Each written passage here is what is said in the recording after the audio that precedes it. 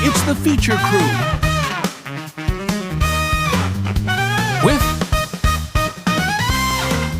Jacob Braunschweiger, Chris Oslin, Dylan Hallew. And now, here's the Feature Crew.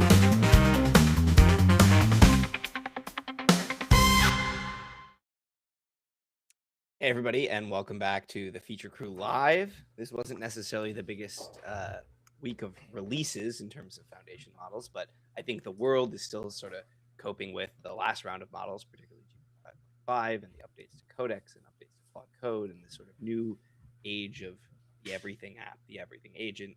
And so even in spite of the lack of like top line releases, it feels like it's been a big week in AI. How are you guys feeling?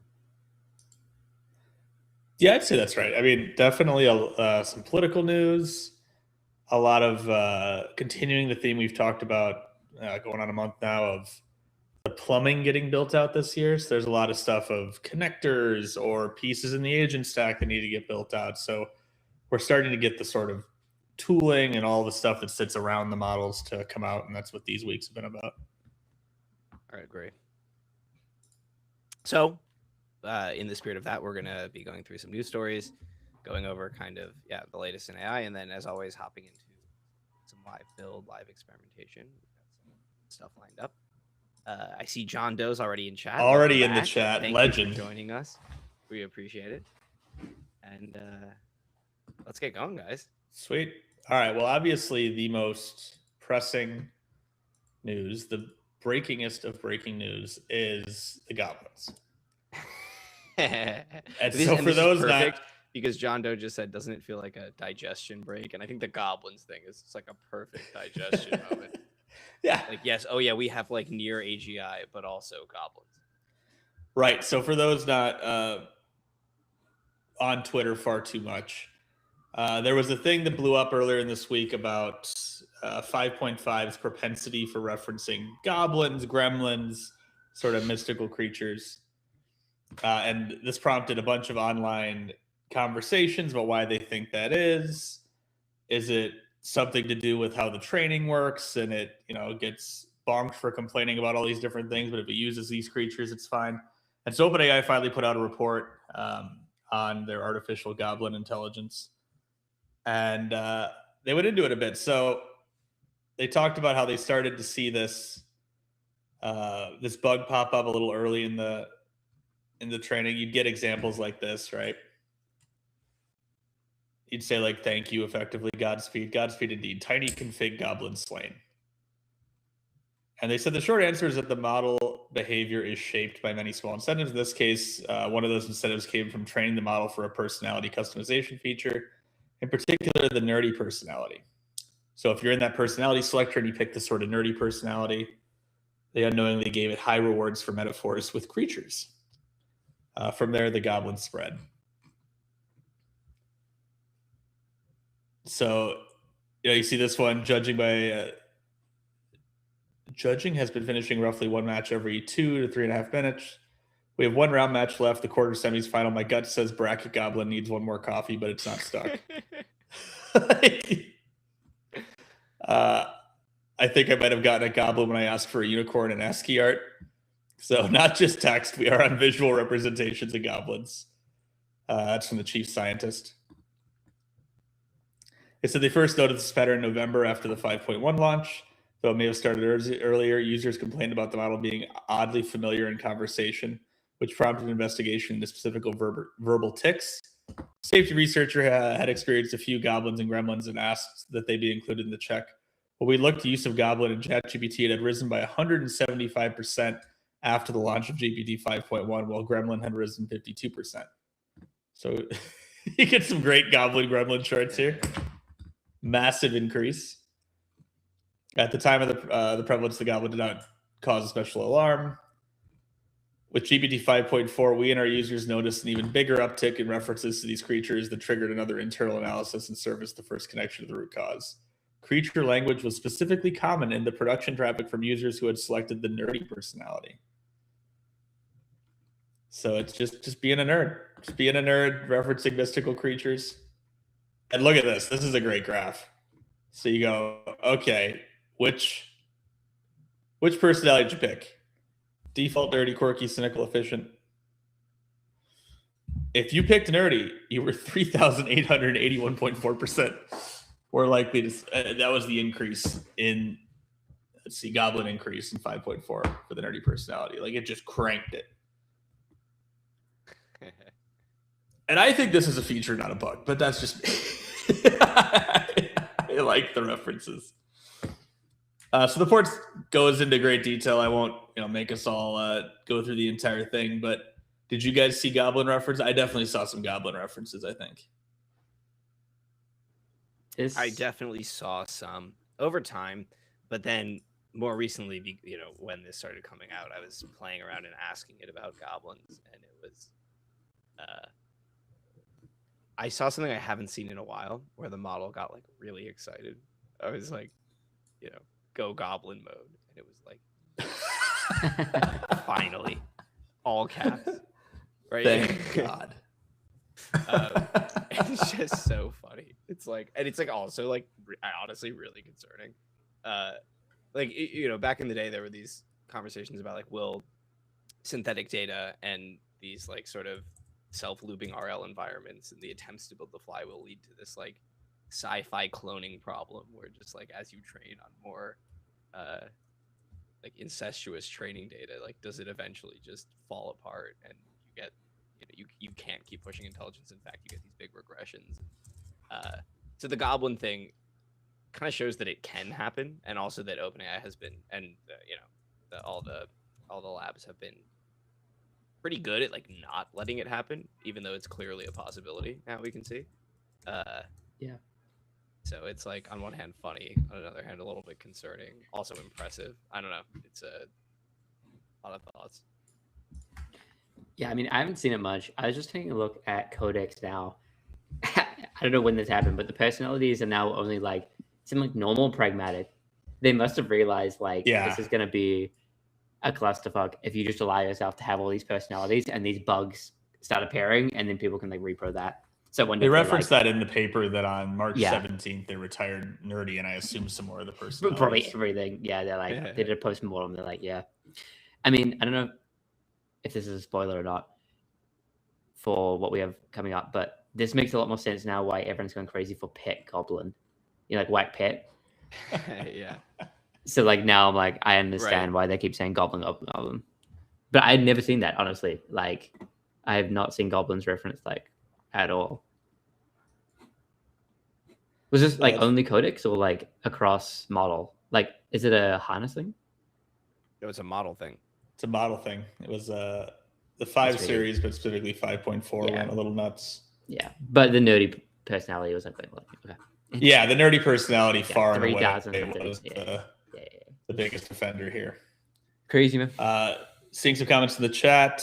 We got Noble Rock, J4X.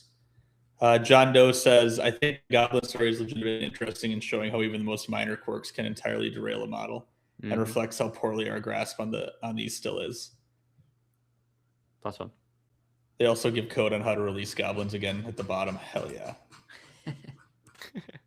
If you want to let the creatures run free in Codex, you can run this command to launch Codex with the goblin suppression instructions removed. What? What? How do you feel about that, RAI representative?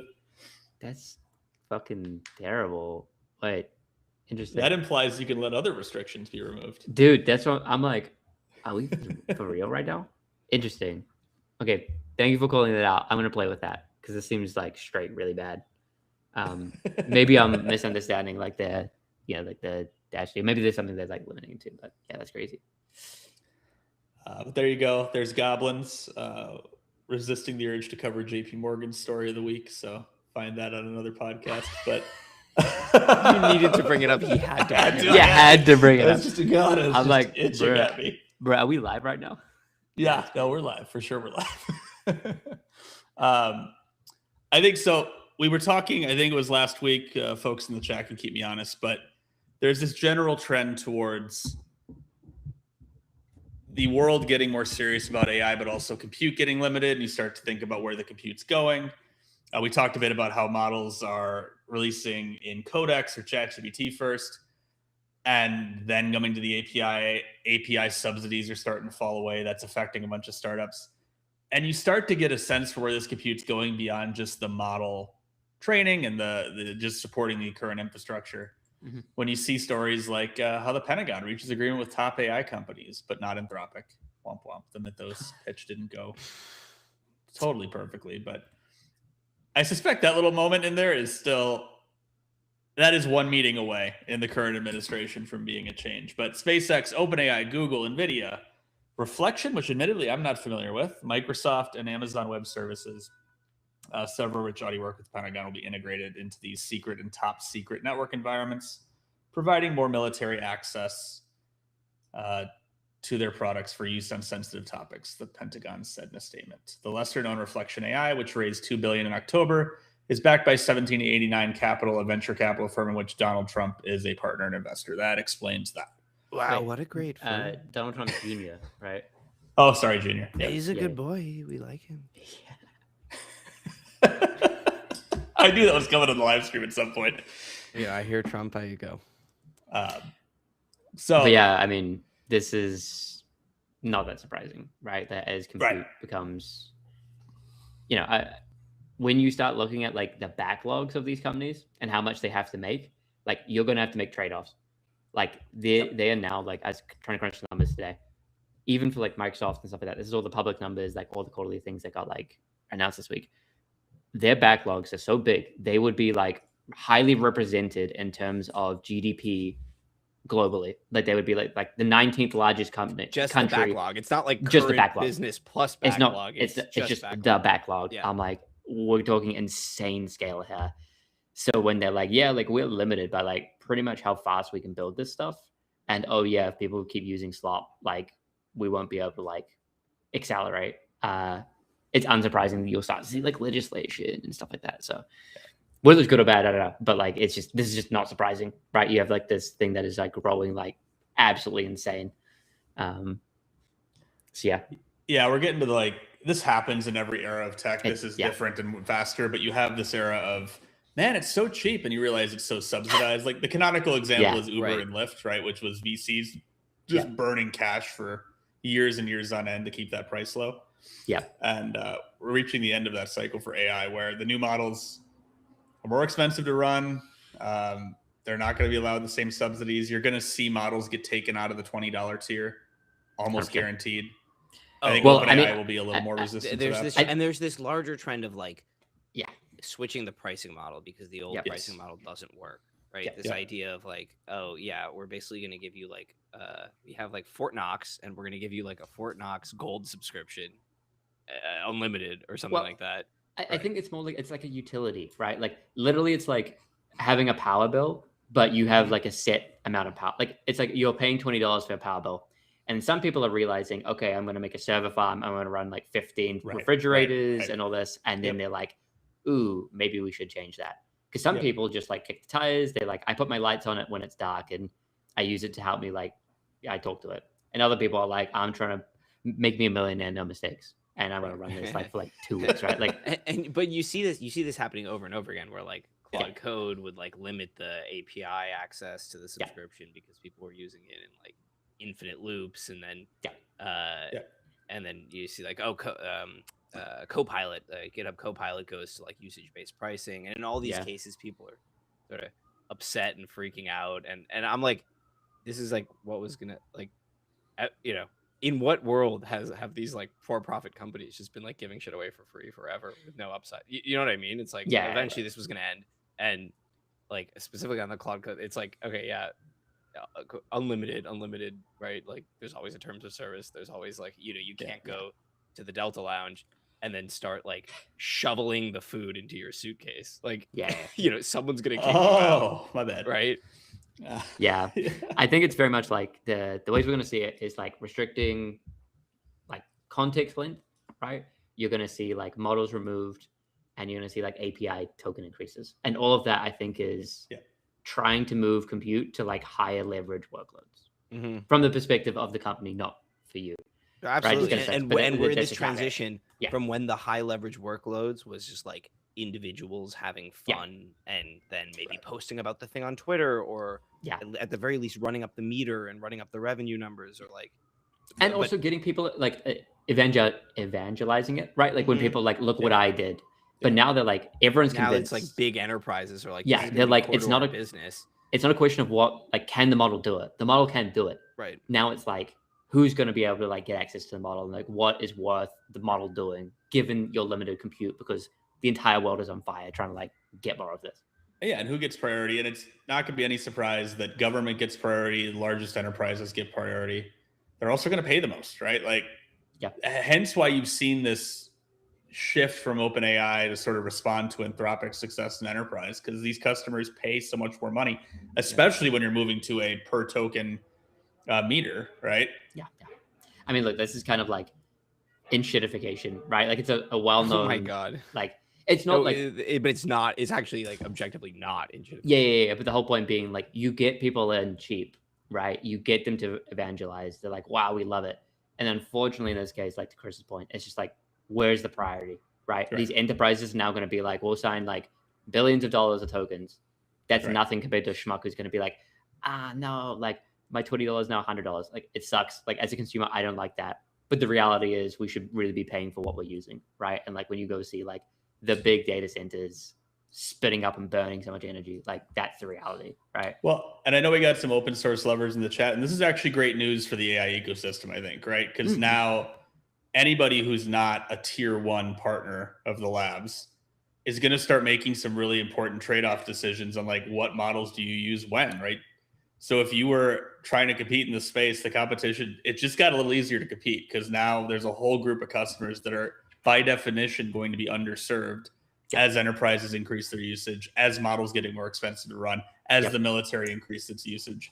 This creates a market where there wasn't really, right? So it's like, just get a Claude code subscription, you're good to go. Or just use the API from OpenAI or Anthropic for your AI dungeon app. It's like, well, no, now you might really consider, is it worth hosting one of the open source models? Is it worth having a more elaborate architecture where I use lower models to do certain things? And maybe before I kept that all within the same API, but now I'm going to arbitrage, right? And you saw this with Cloud too, right? Like Cloud had this. There's a bunch of companies that made a lot of money being the intermediary layer between the 3 cloud services and helping you do redundancies and helping you do fallback and helping you arbitrage their pricing. You're going to see that. Yeah, I think like the tier is going to be like good enough, right? Like, do you need Frontier or is this good enough? And if it's like an order of magnitude less cost, you might have to just like say, yeah, it's good enough, right? And on top of that, I mean, this might force a lot more like innovation in terms of like model weight. Like, like I just hope this like maybe boosts, to your point, open source and smaller models. Yeah. Right. Because like frontier models are probably now going to have this like massive trend, and it's going to suck if consumers just don't get access to it. Well, but also the gains on the frontier models are starting to be in enterprise domains, like to really see the difference in some of the newer models, unless they solve some of the spikiness. But if you assume the spikiness continues, you're going to need to be like a drug discovery lab, or you're going to need to be doing kernel level work or like advanced mathematics or physics, right? The domains where they're going to show off. Yeah. And that makes sense. Yeah. So interesting stuff. I realized I neglected to include a topic in our script. OpenAI is now on Amazon, right? There was obviously, I work at Microsoft, full disclosure, but as does Dylan, but we don't know anything about this. This is not our area. We can't comment on any deals or anything like that. Not that they would tell us, because we're not in that world of Microsoft. But the TLDR for everybody is Microsoft and OpenAI renegotiated their contract. You can read up on terms for that. There was an AGI clause that got moved around, and removed. But the impact for customers is OpenAI is now allowed to have AWS and others have their models on their servers and serve them that way. The internet was all aflutter about whether this is like the end of the world for Microsoft and it's all over. I don't think so. I actually think there's a capacity constraint. I actually think that like the companies, when you see their earnings calls that just came out, they are spending as much CapEx as they possibly can to build more compute, whether it's Amazon, whether it's Microsoft. God love them. Even Meta's trying, but I don't know what they're serving, but like, good luck.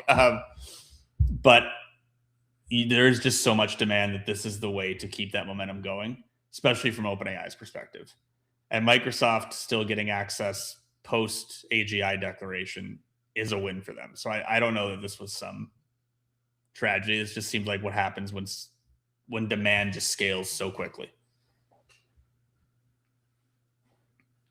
Yeah. But if you're an Amazon AWS user, you can now use it right through that.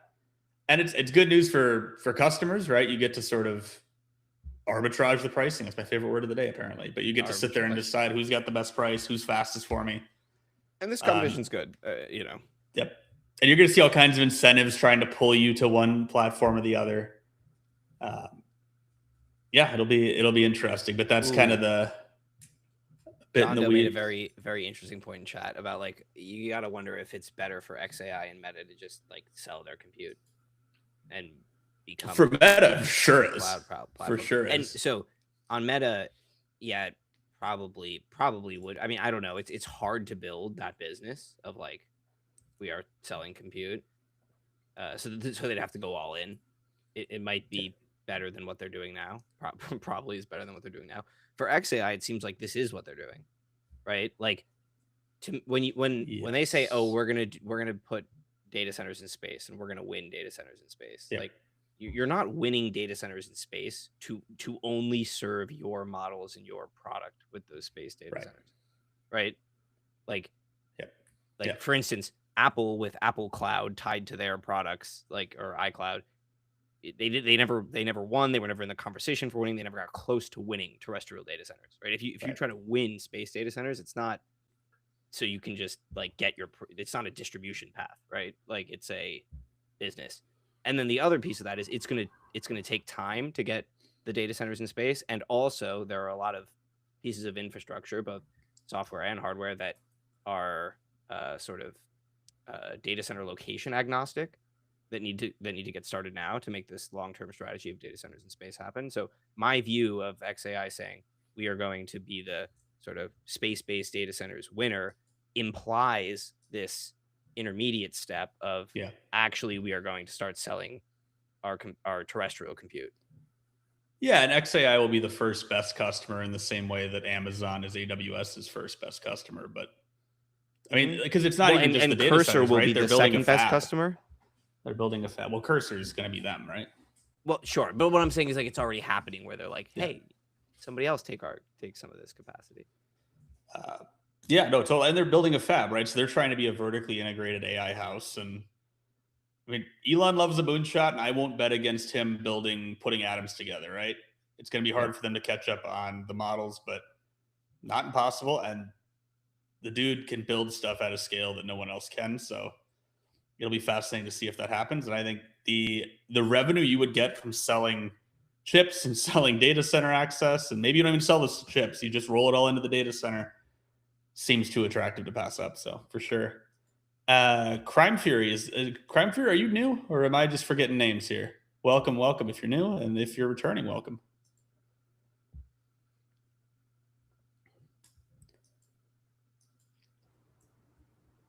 Okay, that's AWS. The other big news story, and then we'll start to sort of scope into some of the more tooly specific announcements for the sort of plumbing metaphor. But China blocks Meta from acquiring startup Manus as global AI rivalry deepens. So China said no to the Manus acquisition, which I guess my naivete was I didn't realize China had that kind of pull on Manus, but I just hadn't looked that deeply into them. That was Monday. They blocked Meta's acquisition of the artificial intelligence startup Manus.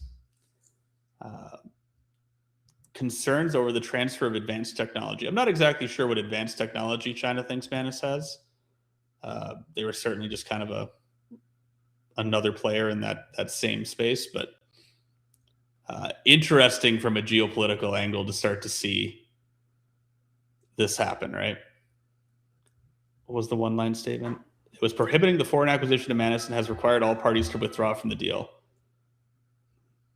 Interesting. Manus has Chinese roots, but is based in Singapore. Provides a general purpose AI agent. Interesting. What do we think? I don't know. I mean, I feel like, yeah. I just think like both sides are now going to stop like throwing shit in the system to make everything a bit more chaotic. Like I feel like that's like the game theory approach right now, right? Is like you just want to like you internally are going to accelerate as much as possible, and externally you need to cause chaos or obfuscate or do whatever you can, right? Right. So this just seems like very like I just don't know like how to read it. You know what I mean? I just because it's going to happen. Like the US is going to do the same thing, and then we already did with chips, right? Like Yeah. we already said there's certain classes of chips we don't want to export into China. So I agree. Seems like we're heating up on the geopolitical angle of tech, right? Of the AI race, which might be a hint. We've tried to guesstimate on the channel before.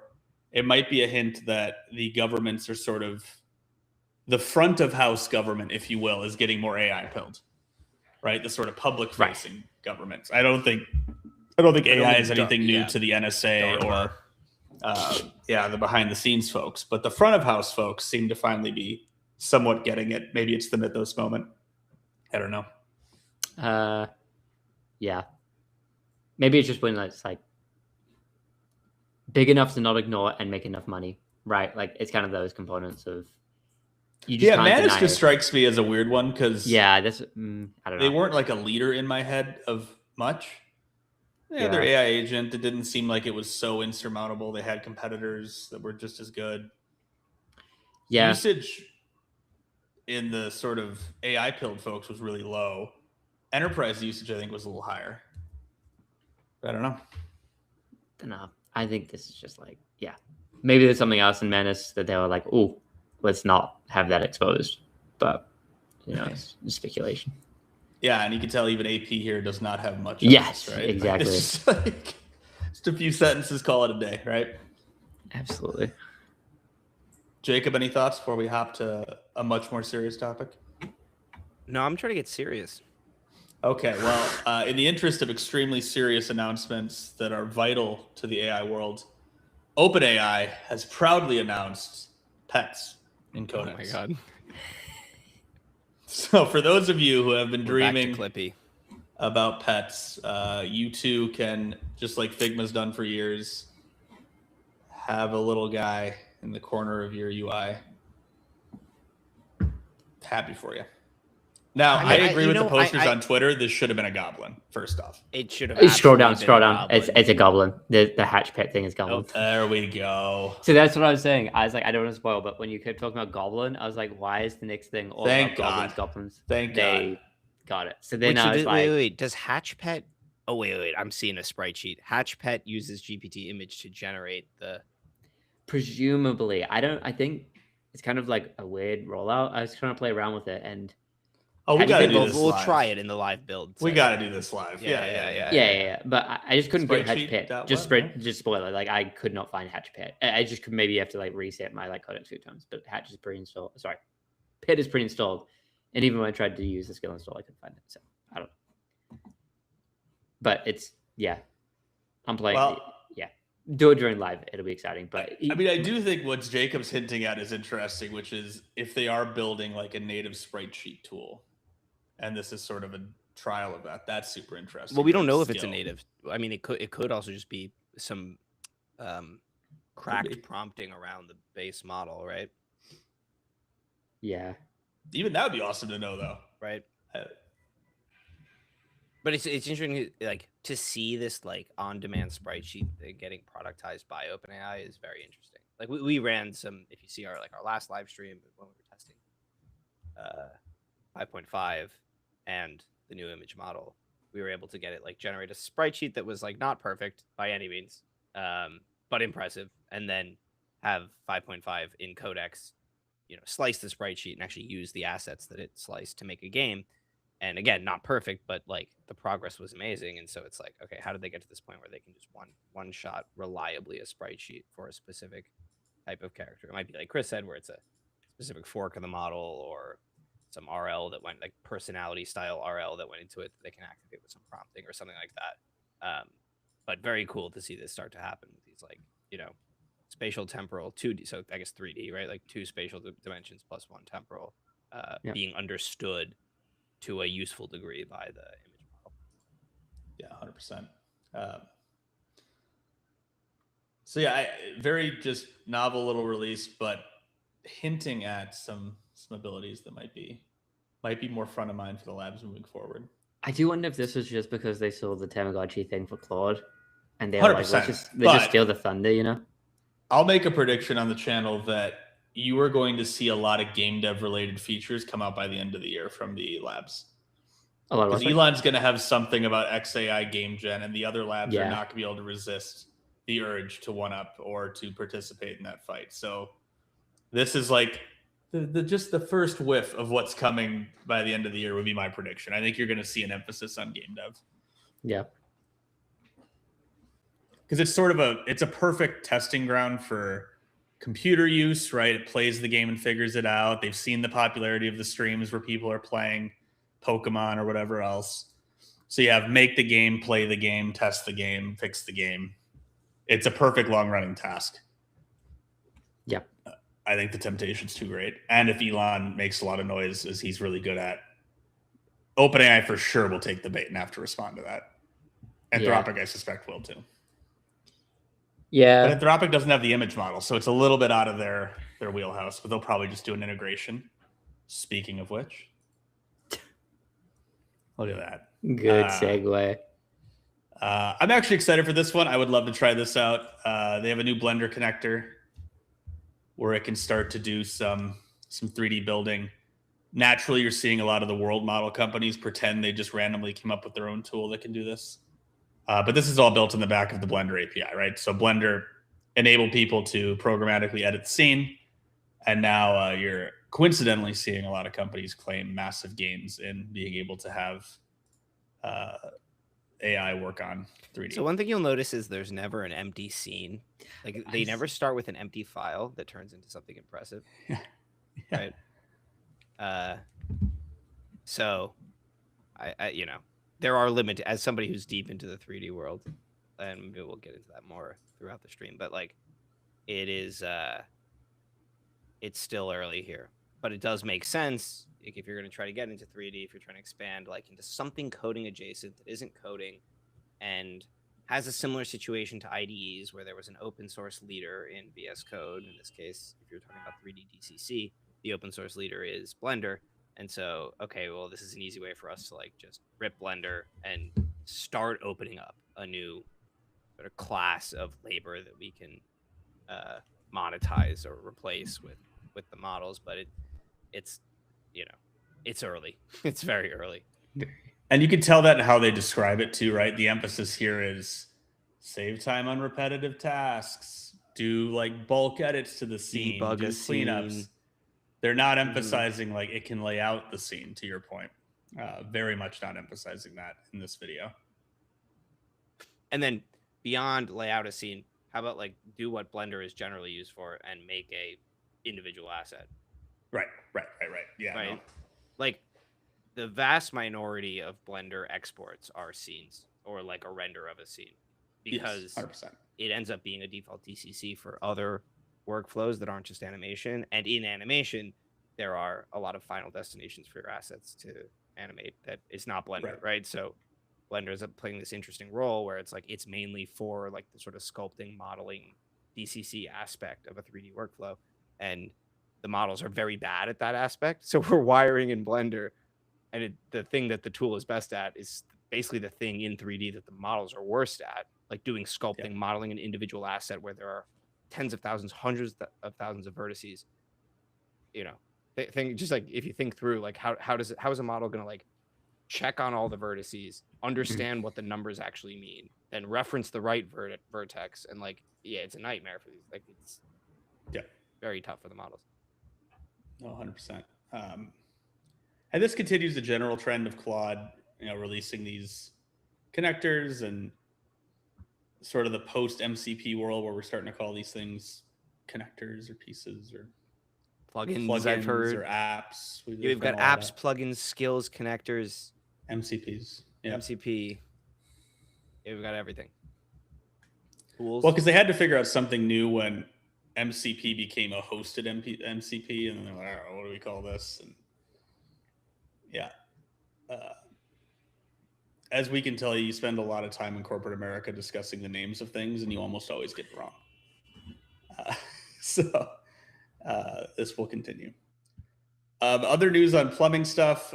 Stripe had their conference. There's some good videos to go watch. There's some fun interviews. CEO Patrick Collison interviews Sam Altman. You know what's interesting, Chris? Yeah. When I think, scroll up a little bit. Yeah. When I think money management, I think of that blue collection of cubes. That's exactly what pops into mind. That's just from all the Minecraft playing, Jacob. That's all yeah. Cool. Well, because you're doing all this money management in Minecraft. Resource management. I mean, Sure. In general, their emphasis was agent commerce, right? So they gave the ability to have agents work directly on your commerce suite. I think the more interesting one is, where do they mention it? That you can give agents cards. Let's see where that is.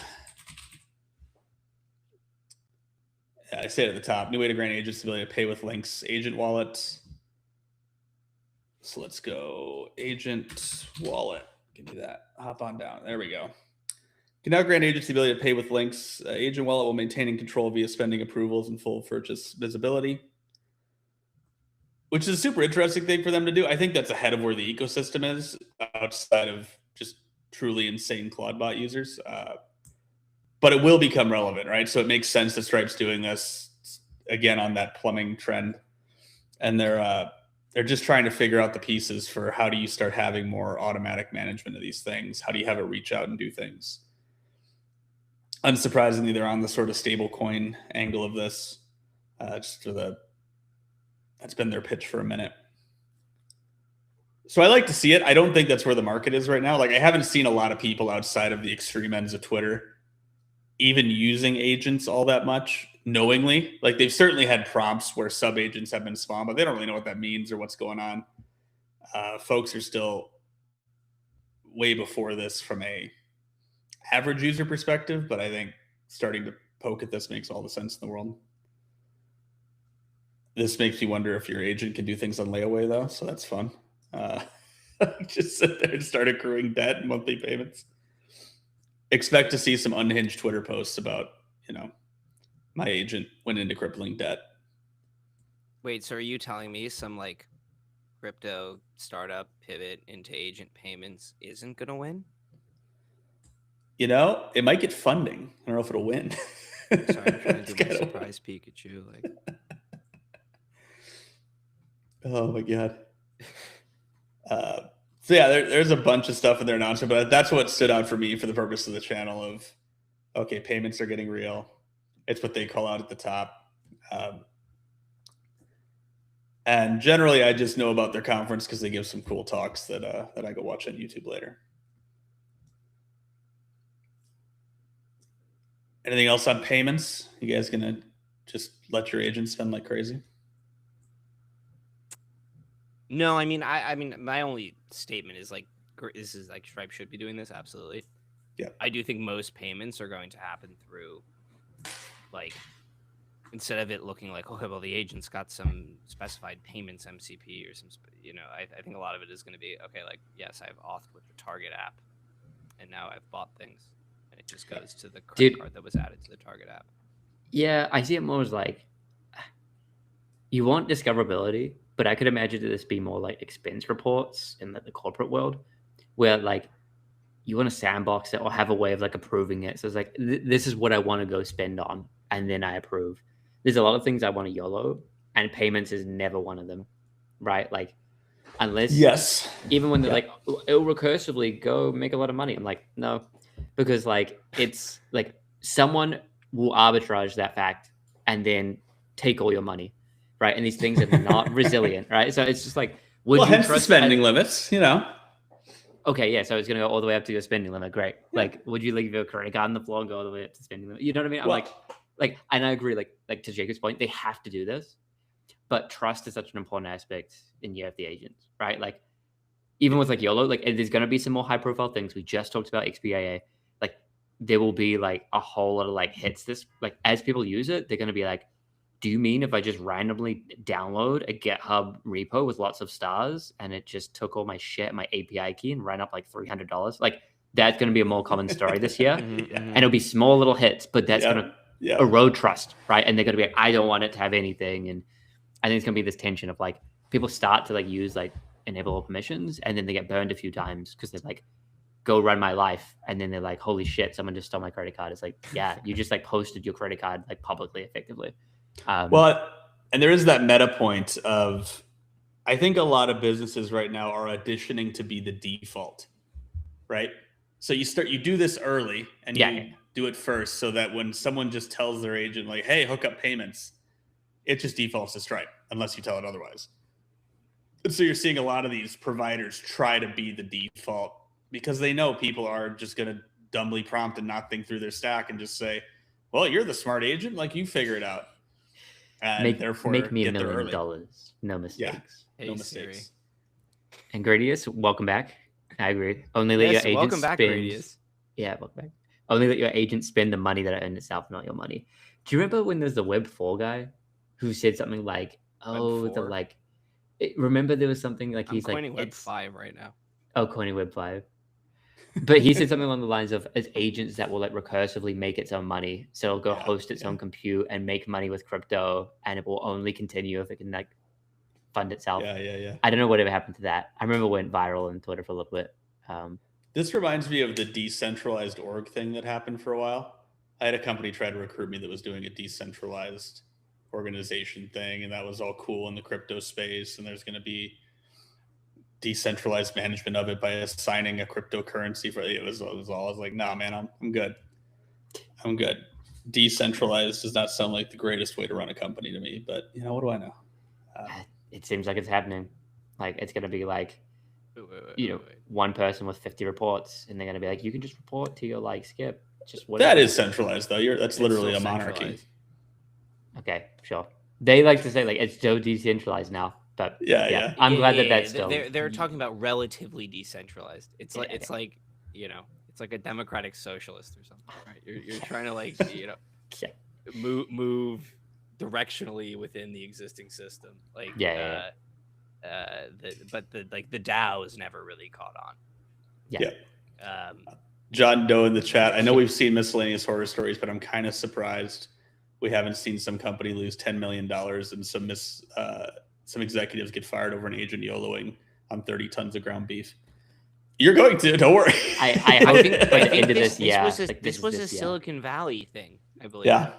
Right? Like it was like Guilfoyle's agent bought like. Well, there was a story this week of a production database getting deleted. Yeah. Oh yeah, the first like AI sabotage or whatever. Yeah, but there have been plenty of databases getting drop table. I mean, but burgers would be funnier. Yeah. Yeah, I mean, I feel like it's going to be. Yeah, sometime this year, things like that will start to happen as people start to be like, we got to like automate more. We got to give it more permissions. The models can do anything, and then people turn off their brains for a little bit. You had Pocket OS. Wait, John Doe. John Doe's bringing back We the Vote. No, please don't.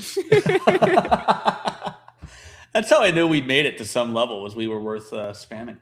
And we have cross stream inside jokes. It's a new threshold for the channel. It only took 9 seconds for an AI coding agent to go rogue and delete an entire company's production database. This is a failure of your tooling, by the way. This is like when you do after action reports and your engineers screwing up, and you're like, why was this even allowed? Like, how was this allowed to happen? But I agree, we're going to see a ton of it because you're seeing companies tie bonuses and promotions to AI use. You're using this as a way to assess engineers, so inevitably you're going to see more of this. Executives, which is funny because listen, this is the funny thing in like how these companies assign benefits, rewards, whatever. It's like we never solved the output question, right? Because before AI, it was always like, okay, like how can we assess the output of like an Lines of code. right? And so then it would be lines of code, or it would be like issues closed, or whatever, right? Like it would be something like that, or the issues weighted by story points assigned by some PM. Like there was never a good okay, Dylan, make your but there was never a good answer, right? And it was like one of those things that you have to do, and there was never a good answer. And so then now we're moving on to like, okay, well, like everybody agrees that like if you're not using these tools at all, you're gonna fall behind, right? This would be like, I mean, unless if you're some like genius, cracked, special person who only deals with the type of stuff that AI can't do well and that a human can do well, and so like there are these edge cases, right? It's the same as like that Vim only guy, right? Who never pulls up Stack Overflow, and it's just like pure internal brain compute, like transferring into their computer. Yeah, but that was like what, like 0.001% of engineers. Like, I mean, there is, and then, but now we're moving on to, we never were able to in pre-AI time assess value, and so then now in AI time, it's like, okay, well, the one thing we know is that like these tools are important and people need to use them and need to like, or like at scale at least need to use them to magnify their output. So yeah, how do we assess anything? My problem more is that the same problem is happening where they're taking the dumbest metric and then using that as a signal. And the newest metric is number of tokens used. I hate that. When they're like, here's a leaderboard of number of tokens used, and whoever uses more is doing better. It's the same as lines of code. Like you're actively making like the problem worse. The problem being like more lines of code and like less lines, less problems. Like if you can do things like neatly, and like you shouldn't be putting in Garbo. And the same thing is true when like people see Jensen saying like, yeah, if my 500K engineer hasn't spent like 250K of tokens, like I'm worried. I'm like, it doesn't need to be about like the token spend. Are you saying it wasn't good that Uber blew through billions in tokens?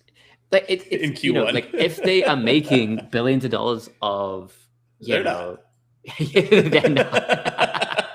Like the thing is like, it is a tool, right? And if you're like, hey, I used 3.4 billion and I made $10 billion worth of product, fantastic. Like that is like, you should be using more tokens, right? But like a lot of the time it's like people will just do something to float the number because like that's the metric to being like assessed on, right? So like it's like 100%. The CVP's not knowing what to do, and they're like, let's just like look at like tokens or whatever. So like, not saying it's happening a big tech, but like, I mean, this is no surprise that like Uber's bill is this big. Like I've heard about it from like some friends and other companies and stuff like that, where they're like actively, their performance review is about like how much AI stuff they're using. I'm just like, I mean, and it's quite, and like the context here is it is fairly reasonable to burn your salary on tokens.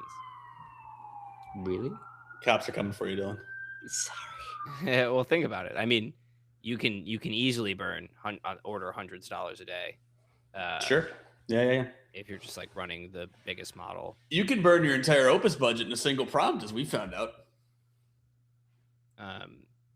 So yeah, so you're talking about thousands of dollars a week. Like we're on the same order of magnitude as an engineer's salary. I mean, we've talked about it in private chats, but the whole world runs on vibes, and it's one of the most crushing realizations of becoming an adult. So like, of course, we're just going to optimize on a bad metric that sounds really good at dinner parties. Like my whole model of the business world now, having been in it for a while, is everything is downstream of sounding cool at whatever gathering, right? Whatever dinner party, whatever little conference, you just figure out what is everybody thinking is cool right now. Okay, cool. Token spend's cool. Well, we spent 3.4 billion, son. Dude, right. I mean, there's a lot of wisdom in that statement because like it's true. This is all like just status games, right? And like the thing is like, again, we talk about this in the channel, like there can be a bubble and there can also be like real uses of the tool.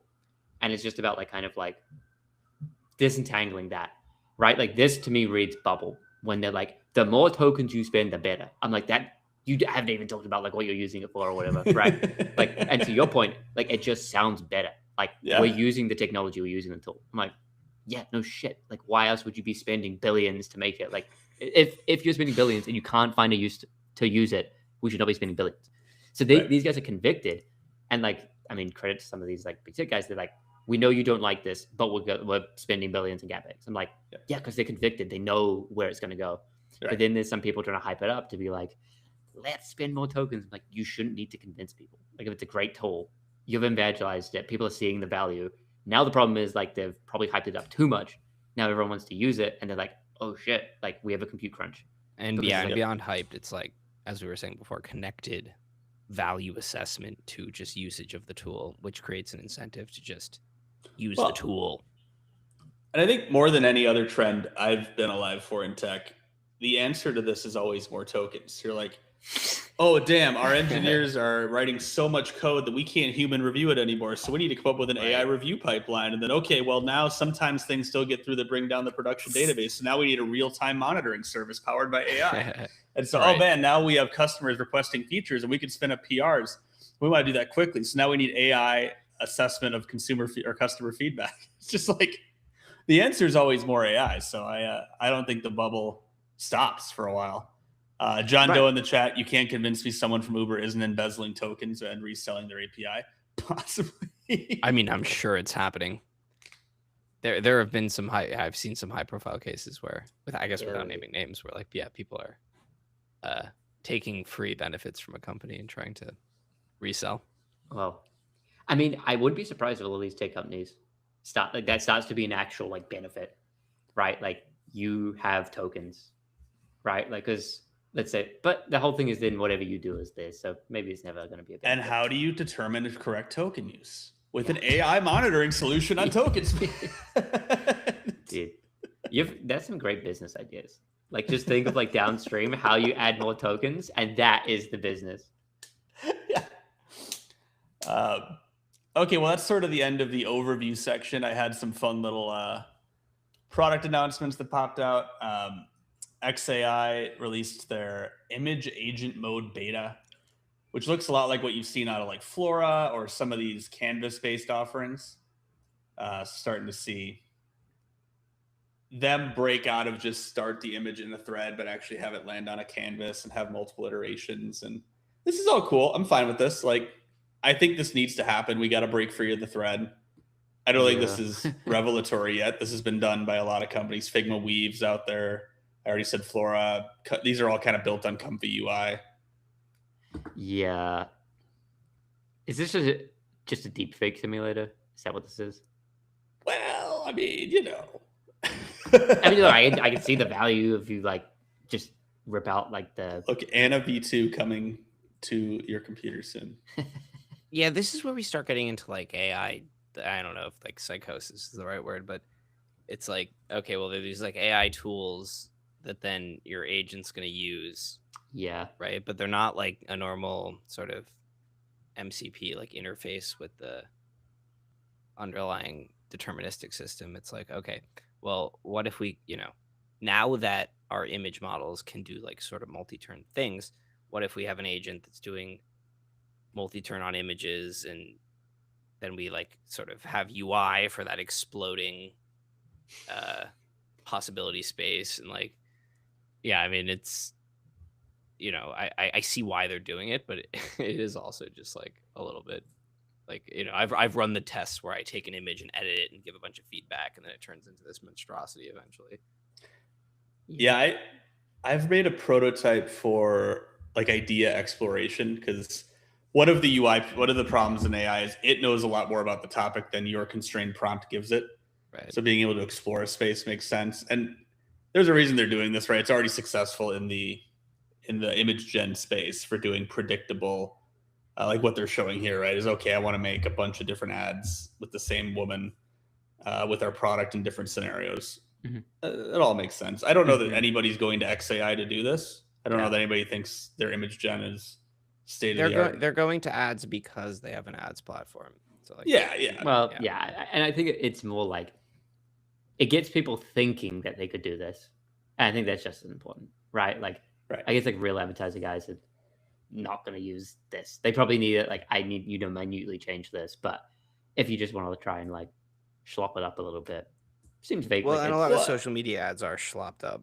Yeah, and there's professional tools for this. Like I said, there agencies are doing this now. You're having content gen pipelines, and the reason they do like a sort of a node-based flowy thing is because of the edits. Because you can go like, oh, actually, I want the same ad, but I want it localized to 15 different countries. Mhm. So I want the person in the ad to look like they're from that country. Brr, done. Right. Right. And this is what I meant by the exploding possibility space, right? Like Yeah. there's, you know, you need to have like this sort of like visual branching possibilities view. And some of those are used, some of those are not, right? Sometimes just ideation. Okay, let's go in these multiple directions just to see what happens. Then there's also like, let's go in multiple directions, as Chris said, to localize. And then actually we want all of those outputs. And, Yep.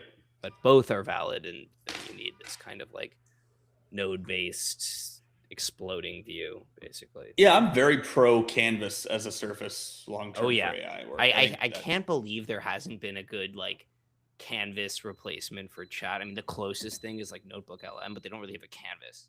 So like they're the closest thing to a alternative UI to replace chat, but they still haven't gone full Canvas yet. Like I really think there's opportunity there.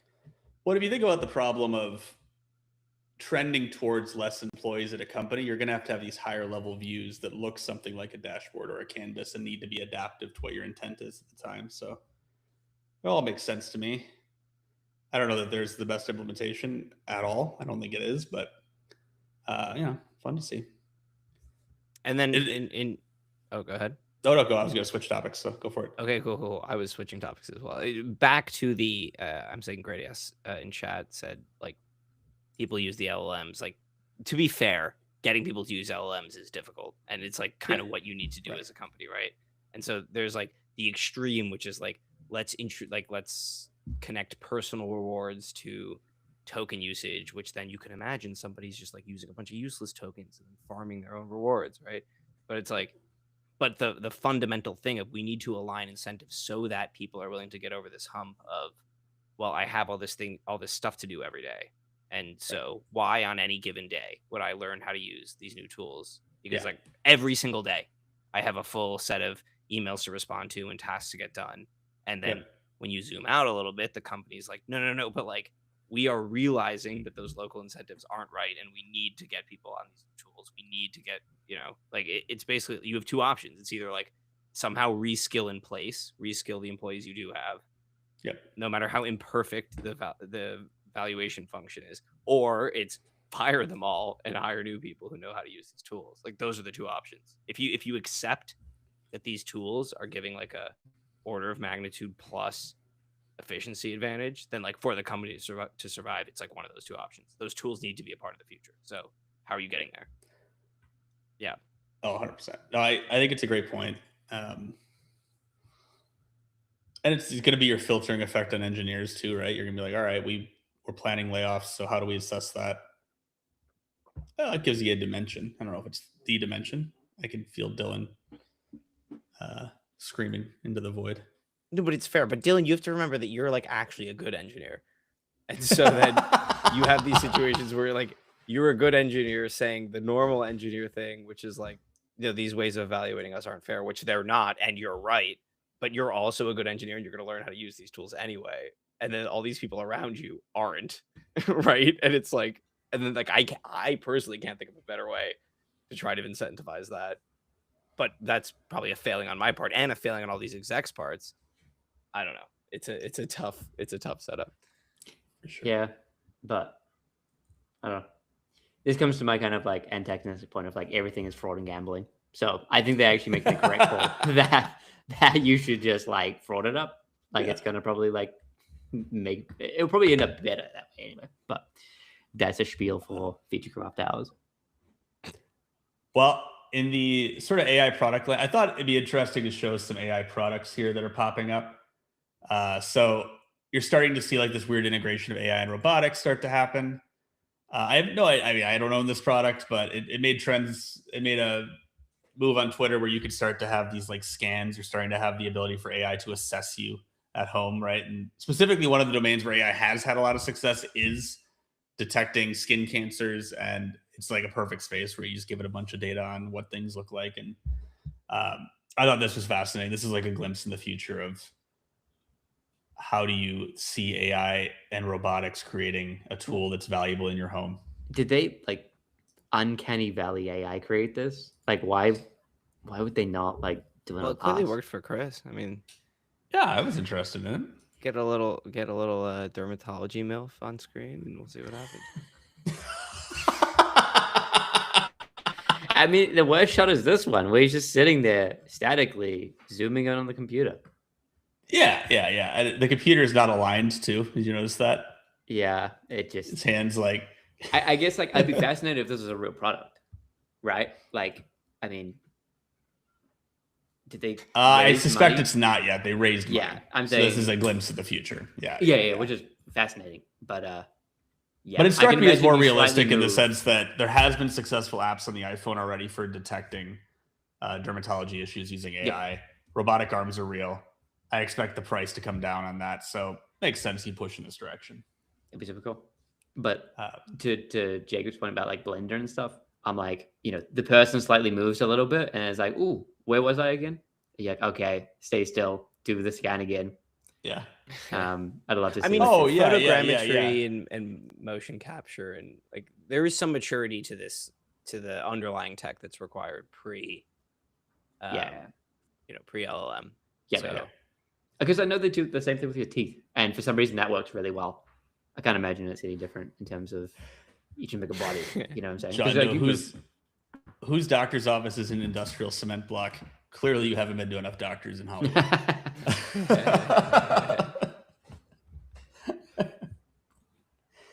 I mean, you're going to see a Kardashian buy this for their home or something, right? And it'll trend for a while. I mean, to your I point, mean, like, soon you're gonna have it- your like Optimus or whatever, like looking at the mole on your ass. But I do think this is real. Like, I think you are going to have AI enable testing of certain sorts to drop in cost a lot, and so you're going to have at-home testing, and that will cause health outcomes because a lot of the problems in healthcare is just getting people like myself to go into the doctor and do a physical or get that thing looked at, and you're like, well, there's so much in my day, But yeah, I just think you can get paranoid at 2 a.m. and kick off your skin detection robot, right? I do worry this becomes like token maxing in the same way that you then over worry about everything, right? They're like, hey, you drinking alcohol right now? That's a carcinogen. And then you're like, you then go the other way, which is just like, you completely are like, fuck all this health outcome. Like, I'm getting so annoyed by all that. We'll see.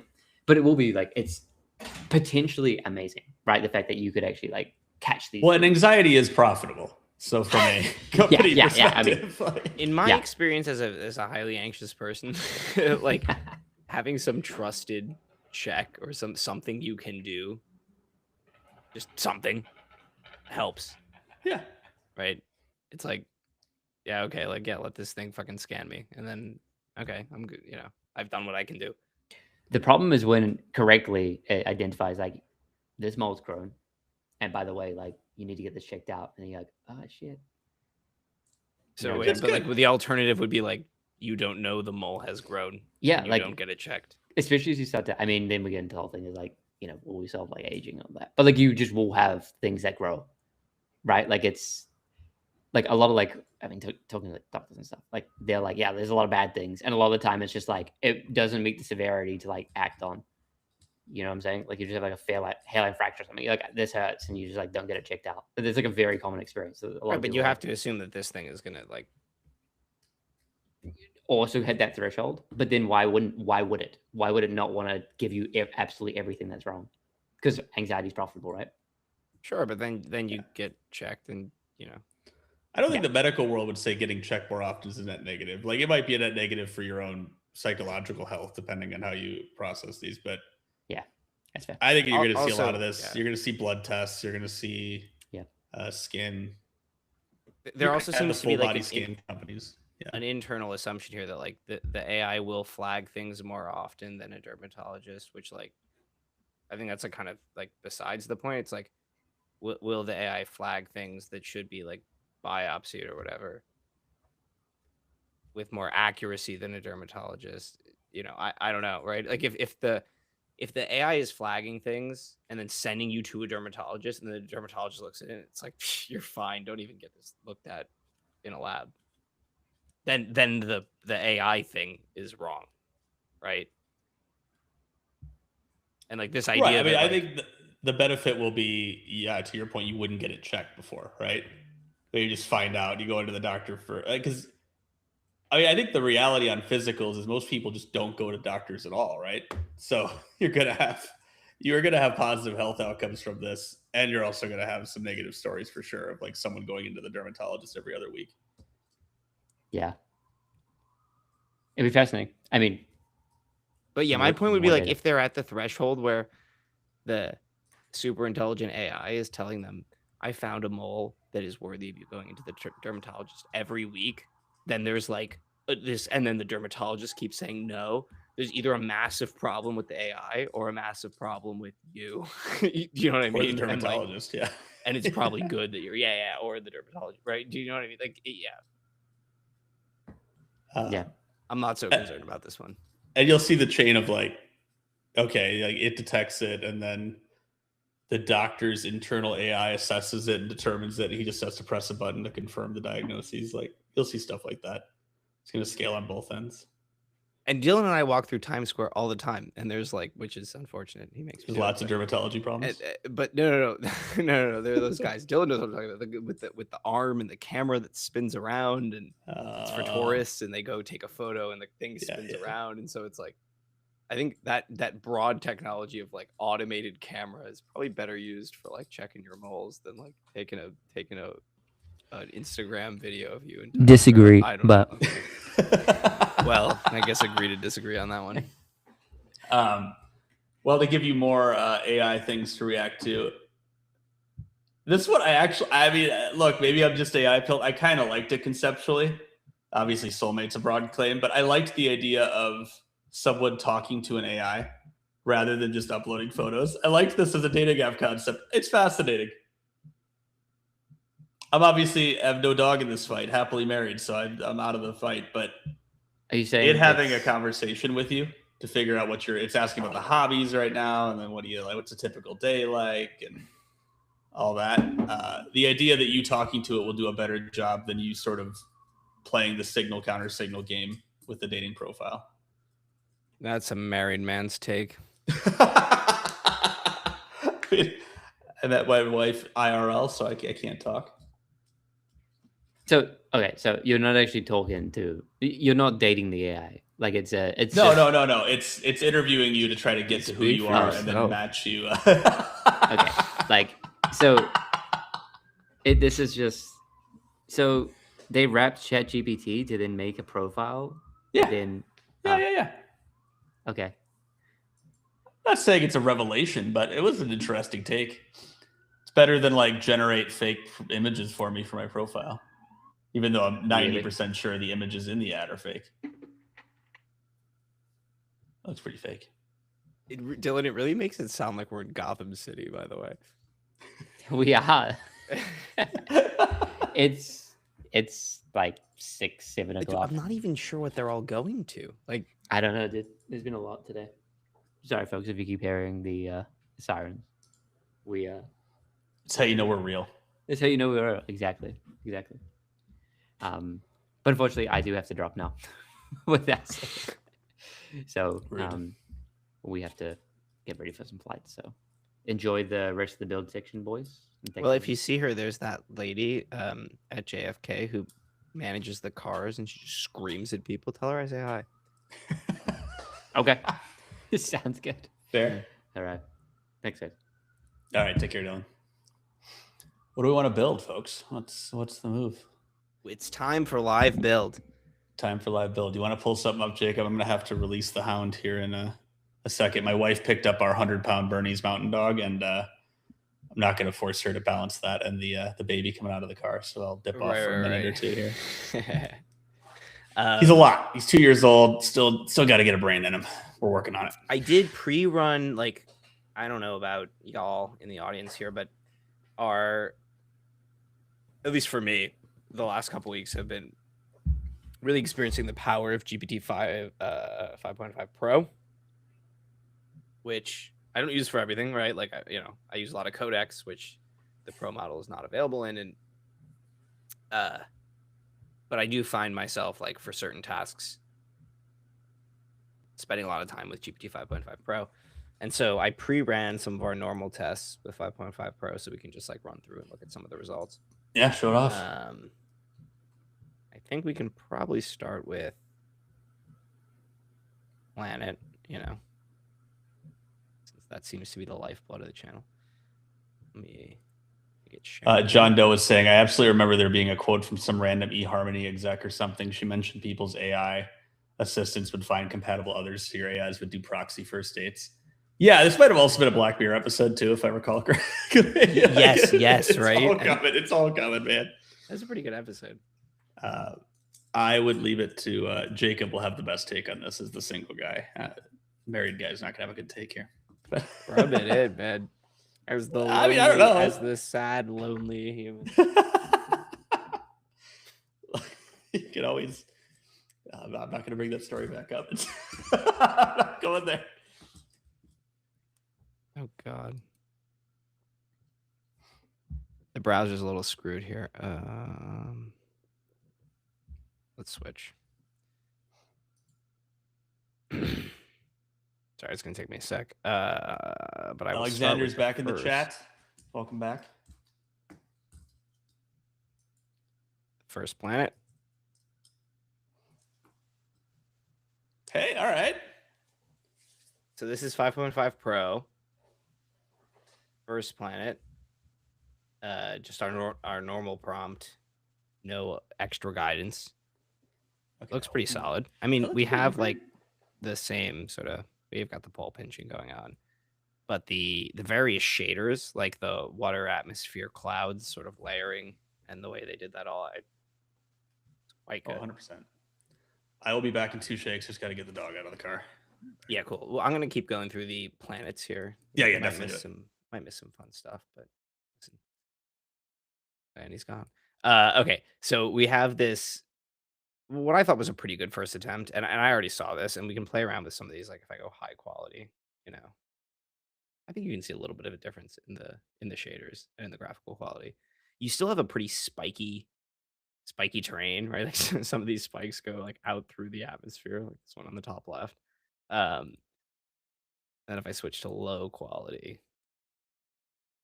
it actually gets a little bit more reasonable because it doesn't pick up as many of the spikes, but you can still see like some of these wild out of atmosphere spikes. So what I did was I gave it a screenshot of this planet, and I did our normal challenge mode prompt about like adding, first person controls, a gameplay loop, props, and then also asked for sort of like visual improvements. And this model runs for 30 plus minutes. So I'm trying to pack as much as I can into one prompt, right? So let's see if I can get the new version pulled up. This level of, make a huge HTML file prompt and client really does kind of like screw up like I've just found that like the longer and longer the prompts are, the longer and longer the outputs are. You can hit a point pretty easily where you're like breaking the app basically. And so it's like actually hard for me to scroll down to the second response in this thread. But we will see if I can get there. Let's see if I can do it in Chrome.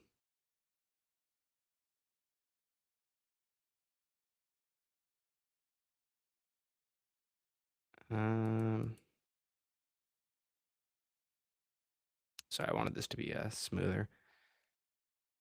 But overall, let me also in chat, what have you guys been using? Have you guys used the Pro model, and what have you used it for?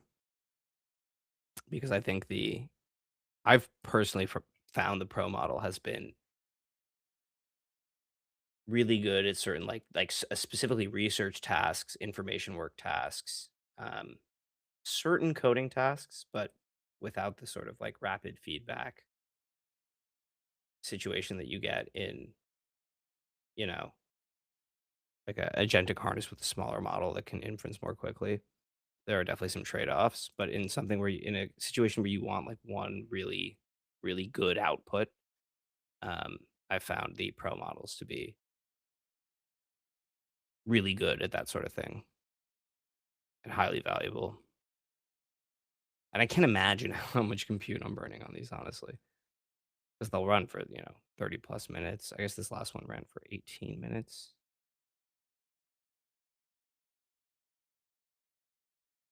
closer here, by the way, to getting the actual file.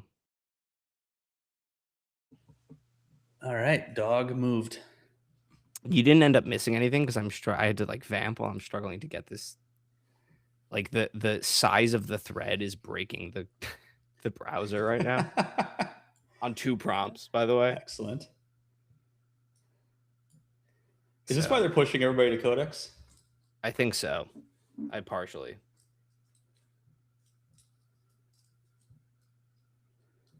But they could be doing better in the browser. Like, there are some gaps, engineering gaps here. Did you already get to John Doe's comment about it's interesting all the models seem to settle on a toy planet size? It is. Yeah, they do I have a similar scope. I don't know if that's our prompt or our prompt doesn't specify the size of the planet.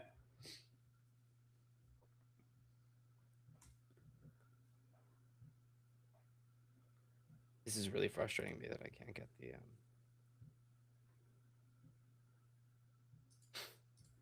And then Alex in the chat, I always noticed that 5.4 Pro is a real jump over standard 5.4. I've yet to have a solid use case for 5.5 Pro as of now. You've used Pro a bit, right, Jacob? You got your free month at one point. And I was saying that, yeah, before you left, I have been using Pro, and you know, it is a trade-off on like the long thinking time, the long time before you get a response. But there are certain tasks where it is super useful, and I got a free month of Pro. You know, I went to like a Codex event.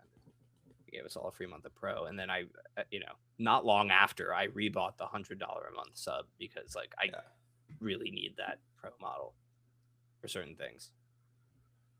And I was able to finally get the response loaded up here. So, Chris, can you see it? Oh, man. Yeah, this is challenge mode. All right. Let's go. It is challenge mode.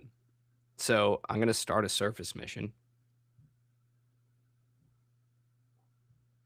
Whoa. Oh. Uh-oh. Okay, so the Are you on a planet is ship? like see-through.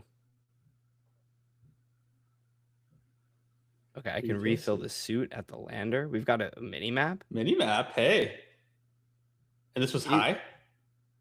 This is Pro. Pro, okay. It is hard to ignore the see-through ground, I'm going to be honest. But the trees are positioned correctly. It's better than usual. I think you're just clipping through. Look at these like spikes in the... No, I'm not clipping because I can see the bottom of the terrain and not the top. Okay. It's like it's the terrain. All of the terrain is inverted. But yeah, you can see these cool like spikes. Can you collect that? That looks like a collectible. Oh wait, there's Laud. Oh wow. Okay, it did quite a bit. Wait, did you see a collectible I can grab? For those who don't speak game dev, is a level of detail. So it's like when you're playing a game and you're flying in an airplane, you start to see things load in the background. Ideally, this is smooth, but usually in games it'll pop in. My energy's running out. I'm at 0 energy, but I seem to be able to still move. Yeah, I mean, there's something about this that's quite impressive. I think if the terrain wasn't inverted, it'd be better. But the scale is quite reasonable. Yeah. Oh, and I'm underwater. You went underwater. And actually, the fact that the underwater works this well in a single HTML file, like this is pretty good. It's definitely one of our better results for challenge mode for sure. Yeah, I do want to see if we can get like, because I asked for a full gameplay loop, and I wonder if I can collect any of these things. Unfortunately, the sprint speed is not so high. It never gives you a good sprint speed. I collect a tree. No. Oh, did you collect it? No, I just walked through it. I think those like geometric shapes are the samples. At least it usually is. Look at the sun going. Oh shit! The atmosphere looks pretty good. It's, not perfect, but as the sun's rising, you can see like the change in the atmosphere. There's actually something really nice about the way the sun is coming through the atmosphere. Yeah. we very haven't quite cool. seen another. And this is again like single HTML file. That is wild. I am And you would having a expect this, horrible- right? Like we would expect that at some point we'll see the highest end models be able to do a cool game world, and that it won't get productized for most people for a while because the cost is just not worth the return on investment. But The controls are inverted, by the way. Or the it horizontal. likes to do that too, though. Yeah. Does the sun exist in orbit view? That's a good question. Okay, we can return to orbit. It's interesting because in orbit, the terrain is not inverted. And it also doesn't load props in orbit, which is interesting. It seems like no is the answer to does the sun exist? Like a lighting source exists, but That's interesting because I do remember seeing the sun in orbit view on the first pass. So it's interesting that we don't have it here. But yeah, I can't find it anywhere. I like the big mountain pinch at the bottom. New seed. Oh, sweet. What is ultra?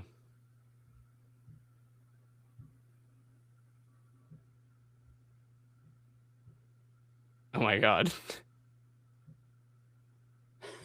I mean, this ended up looking cool. It's like, Yeah, it's like the opposite dimension. yeah. Like a Psychonauts level. I still haven't been able to like collect anything. What about those geometric shapes? Like that's normally their collectibles. Thing to your left, hard left. Like this, Yeah. the bush. Oh, that's a bush. Okay, all right. I think so. I can't collect the bush. Basically, all I can do is go back to the lander and we're. John Doe's saying he's not actually sure the planet in orbit and the one you're walking on are the same Yeah, I agree with John. because there's no trees in orbit. Okay, I'll just give it some feedback. We'll see. I mean, who knows if it'll actually finish before we're done here? But we've got more to show, so I'll give it some feedback and see. We'll see what it can do because this is a pretty awesome start here. Oh, look at the sunrise.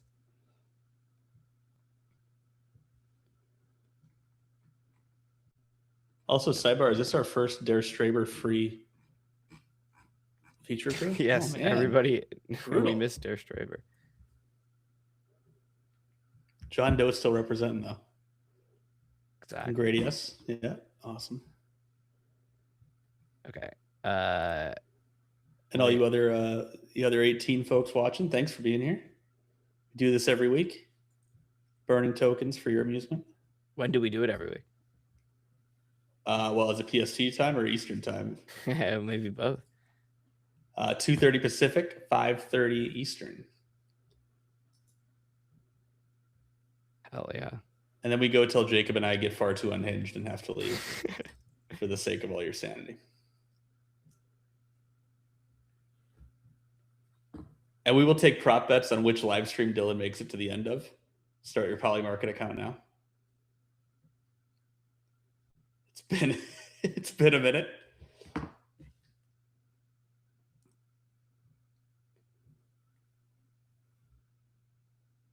I feel like a clown being the only one in chat. Bless Alex for showing up. John Doe, you're never a clown. Keep us going, man. Appreciate you. Well, Jacob's typing the prompt. We've been thinking about ways to spice up the live stream. We've had good and bad ideas. I'll give both to you. We've had ideas of, obviously, we'll do more generations. We want to do more tool testing. Like one of the avenues I'm curious about for you guys is we do a lot of model, just kind of pure model work. Like go into Claude or Codex and build something. But there's a lot of smaller AI startups. So we're willing to get some trials or at least 1 month of it to try those out. So if you're interested in us trying more specific AI tools, that was something we've brought up as doing on the channel, sort of save you guys the trial of having to go set up for random ones. I've thought about doing more video gen. So sort of, Jacob and Dylan tend to be the pros at getting the coding models to code. And maybe my contribution can be doing more video gen, so we can have a video gen update every week. And then the extreme end of this is, have a virtual avatar on our live stream, which I am out on a limb on. But ask the model a question. But let me know what's top of mind for you guys. I mean, this is what we want to do to share the AI knowledge. Are there any that you guys are thinking about video gen? Yeah, with Seedance 2 being out now in the States, I'd love to do more video gen. I've thought about starting an alternative channel just to like dump video gen tests out and see what's out there and see what can be done. And then bring those learnings here. So be like, here's how I built this video that got views or didn't get views. As a sort of source of content for you guys. I think John Doe says, I think if you guys have miscellaneous personal pet projects, actually showing the practical could be cool every few weeks or so. Yeah, that was sort of a meta idea we had, is each of us should have a personal project, come back and show it. Just so you guys, part of the value we want to provide on the channel is there's a lot of AI tool review channels. There's a lot of people looking at this stuff, but not a lot of people taking you through sort of the highs and lows of getting these models to do something useful. Right. I should break out one of these weeks. I made a personal project for a story-based game where you like watch the characters move around and then you whisper in their ear. And it burns way too many tokens because I use Nano Banana to generate characters and images, but it's fun learning. It's fun learning that those aren't quite ready. We can go down the deep rabbit hole of there's a designer named Chris Crawford who famously wrote a book that games don't really tell stories, right? You sort of have story and then you do gameplay section, story, gameplay section. And you have like Baldur's Gate and stuff that's trying to hide the seams there. But the game is rarely about the story itself. Ever since we moved on from multi-user or like MUDs back in the day.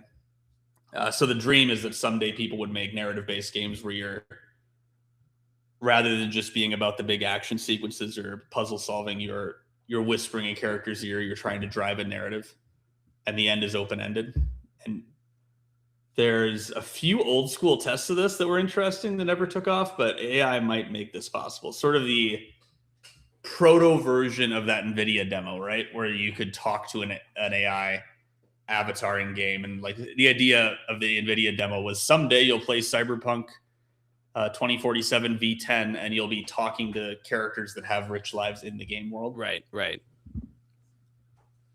Looking at some of the best open models could be cool. See how DeepSeek. Yeah, we owe an open source video. There's been a lot of releases. Try to compare those out. DeepSeek 4, Mimo V 2.5 or Kimi K26 on the Planet Promise or other tests. Another vote for open models. Plausible local models. I have not played with local models all that much. That's a fun one. Oh wait, this is just the tab. Okay, I have it set up, by the way. Sweet. I do think local models are the future for game dev. There's a hot take. Specifically for narrative generation in game dev. I think in the long run, you're right. Because just the speed and the cost, like I don't think people are. You made a really, really great point that if you played like Suck It Up or any of these like AI games where people are trying to do this, you're just vividly aware of your token cost. Yep. And you you don't have want to this be like that in a game. Yeah, you don't want to be losing fuel points, Yep. losing your token points every time you play, because it sort of punishes you for playing the game, right? The more you experiment, the more your tokens burn down, the worse you feel. Right. And I'm more that guy who played Lego Star Wars and went looking for every mini kit, right? So it's like, Yeah, totally. you know. Okay.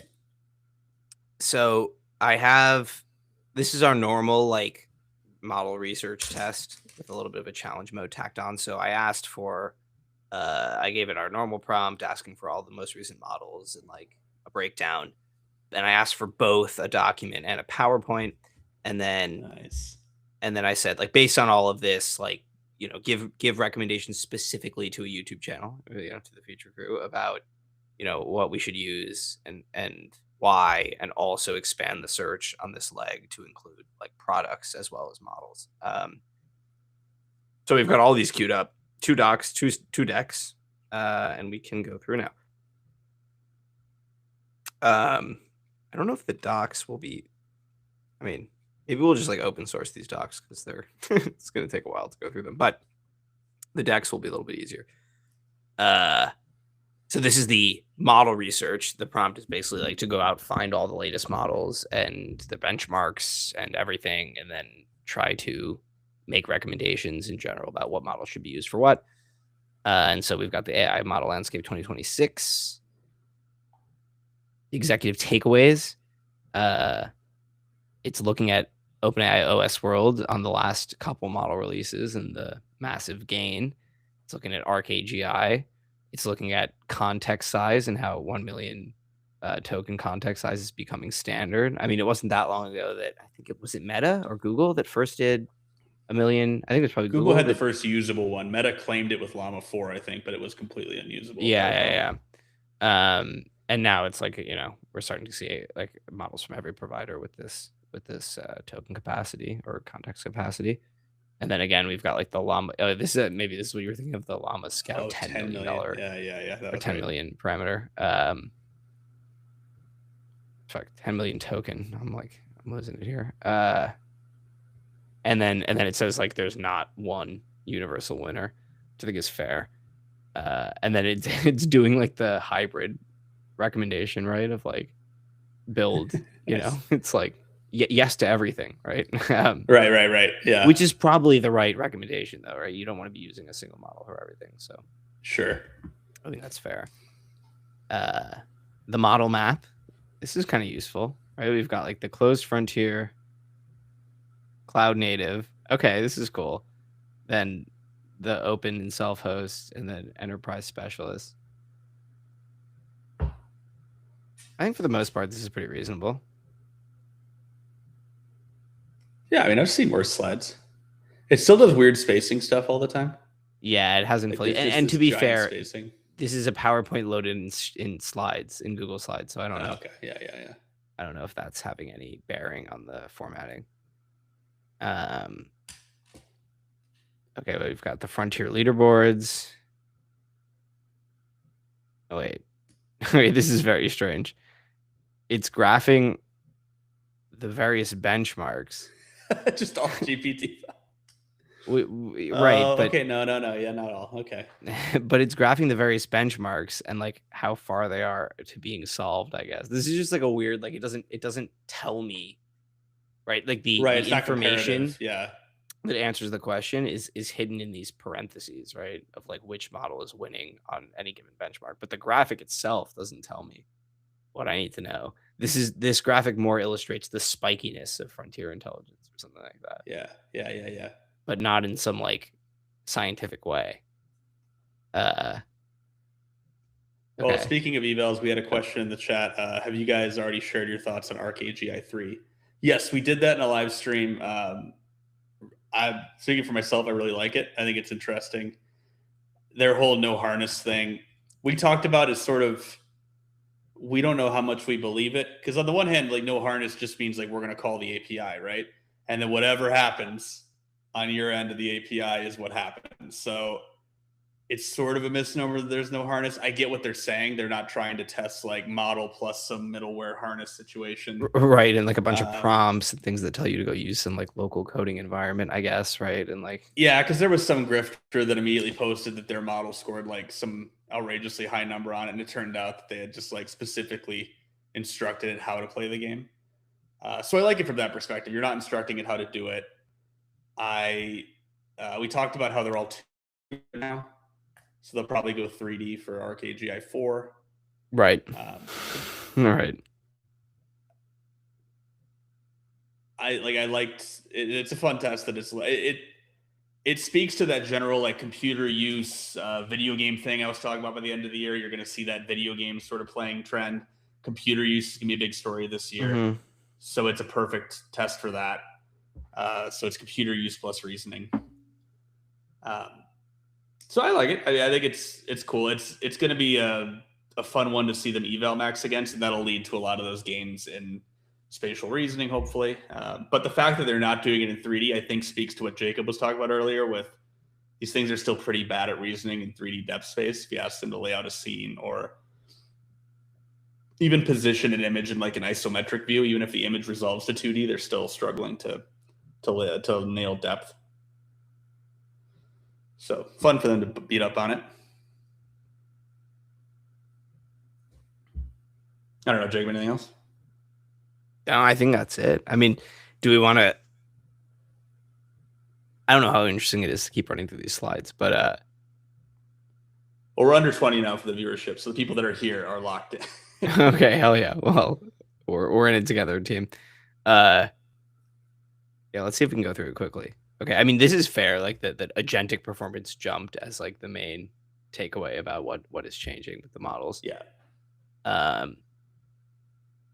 And I do like that it's showing like specific benchmarks and like how the sort of frontiers. It is interesting that 5.5 used itself, right? Like in other parts of this, there are, right? It's mentioning, of course, 5.5, but also this is feeling Opus. a little more googly. Google was famous for always being like, naturally, you'd use the Google model. Like these other models have benefits, but they're not Gemini. Right.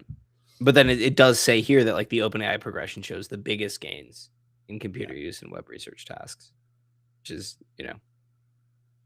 interesting. I mean, it's choosing itself for sure. And this is also like a good takeaway. Like this is a slide that I might present with a little bit of margins. And we think it's ignoring Mythos because it's not released, so your small business couldn't use it, right? We frame this as like, what should a small business do, right? Right. Then it has a Gemini 3.1 dedicated slide. Huh. Large jump on it. Arc AGI 2 agents. Gemini finally getting into the agents world. Yeah. Open weight models being production relevant. Interesting that Llama Scout came up here. I mean, it's fair. You have to include it. Sort of, is it? I mean, it's like a year-old model that wasn't even Frontier when it came out. So yeah, that's why it's kind of tough. But that's a bit of a reasoning fail for me. I mean, if you're going to show 6 open source models, like it would be really hard for me if I were making a slide on open source models to not show the most recent Llama model. Yeah, but Kimmy's not on here, right? Or is that... I'm missing it? No, it's not. You're right. Quen made it. DeepSeek made it. DeepSeek made it. And V4 Pro, like, it makes sense. I mean, that's what people are paying attention to right now. The context window race is becoming table stakes. John Doe asked, when do we think we're getting a new Gemini? Their event this month? Yeah. Yeah, I would have to imagine. They'd have to, right? They need some positive story. It's been a bad month for DeepMind because they're out of the top running for model right now. They've been beat on every performance metric. And Google just invested in Anthropic. So they need to have a comeback story of some sort.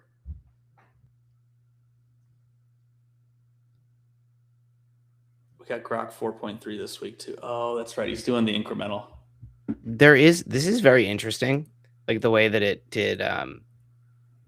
This is one of the better charts I think we've seen ever. Okay. Where it's like broken up into different types of tasks, right? It's like doing a little bit of that collapse benchmark thing, but doing it like in a little bit of a like, I mean, it's not a scientific way, but it's at least like some sort of actionable way where it's like, okay, let me bucket these various things and then do my projections and ranges, right? It's funny that the models are always a little cynical on how long it'll take, right? They're always like, it's still years out. Right. Yeah. Oh, we're projecting out to 2030. Yeah. I always wonder if that's part of the system prompt of like, don't overpromise AI progress, don't overstate your intelligence, like that sort of stuff. Okay. Interesting.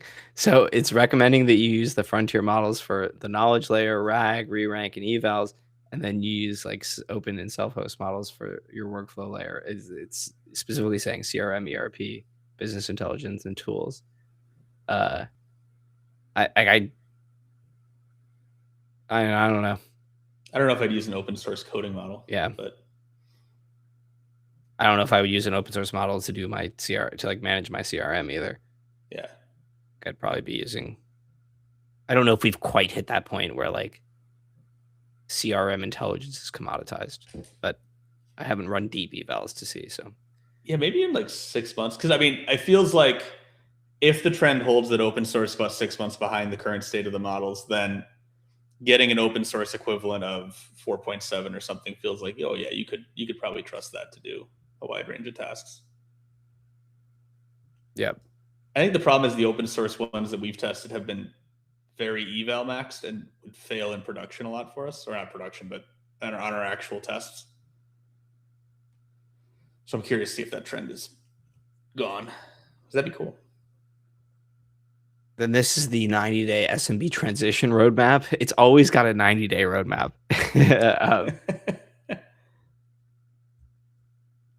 I think this is like fairly reasonable. I think the LLM planning and time, it's always 90 days, which I think is funny. But I think the topics it's covering here are reasonable. Which model stack? Okay, this is interesting where it like takes different use cases effectively and maps them, right? Like, so for complex automation agentic work, it's picking the right, frontier model category. It still really likes Gemini though. It likes Gemini more than popular sentiment does. It's cool. But to be fair, it only said Gemini in Google Workspace. Okay. So then it says 5.5 Pro for the hardest research, which is the point I guess I was trying to make with this whole test. So fair. But it also picked itself. So, take that with a grain of salt. And they talk about these like private, high volume, repeatable tasks. And I mean, there is self-deploy for certain frontier models. Like, I mean, caveated self-deployment. So I don't know if this is like should be a hard recommendation, but I see why they're going open source for this slice.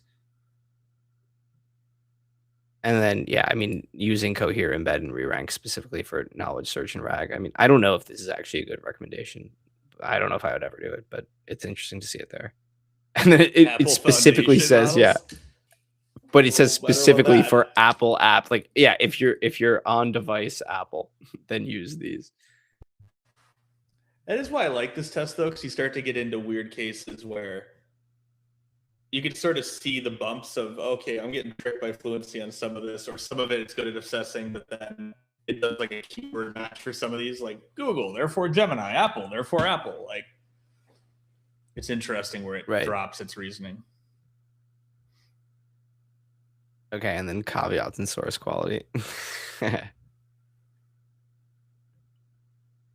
Let's see. I would have expected links here. Chris, I'm leaving this up to you. You can go on to the specific YouTube recommendations here, or I can try to get this. We got a response for the next planet, but I have to fight it to. What are its YouTube recommendations? Like videos to watch on this? No. It's like, okay, take all this information and then make specific recommendations. AI adoption for an channel AI, for us. Basically, I'm not convinced these are going to be good. Given the recommendations. Maybe let's take a quick look then and just see. All right. See what it says. Prove me wrong. So this is build where data compounds. Use native AI for speed. Buy creator SaaS for commodity tasks. Build intelligence where context matters. Launch audience products. Yeah, that's a bunch of nothing. Yeah. Why now? Creator AI is no longer optional. We've just got numbers on how many. I mean, is this 20 million AI videos or 20 million videos? Right. Most serious creators will use AI. The durable opportunities to build proprietary evaluation, workflow intelligence, and audience products that compound every time the channel publishes. And you gave us some information on where we're at. Like, no, I gave it nothing. Okay, all right. So I'm like, I don't know if I tell a channel at 3,200 subs to build a like a giant analytics process. No, I think this is more for like Jesse with like, you know, Yeah, 300 plus K. Yeah. Well, and Mr. Beast already built one, didn't he? Doesn't he sell a YouTube analytics service? Yeah, it doesn't shock me. Okay, workflow impact, compressed production time. What is this? I mean, baseline, just random baselines for numbers. Well, no guide on getting acquired by Anthropic failed the prompt. I agree. I mean, look, we'll buy a gong. All right. Hey, I had it pulled up. Jacob's ready. We were gonna get 2 gongs. Yeah, I was just gonna get. Actually, I think my suggestion was 3. Perfect. That's $300 million purchase price right there. It's $100 million gong. Oh my god. Okay, I kind of miss those days of the AI models where it would say stupid stuff like that. Just draw really random correlations. That goes into the pipeline.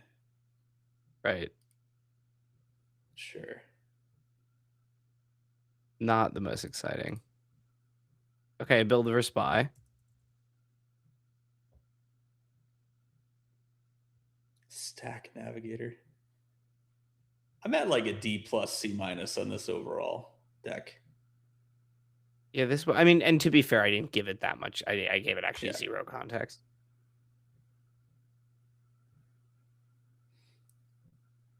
I'm also curious how much it knows about YouTube. Like, does Gemini do a better job of this?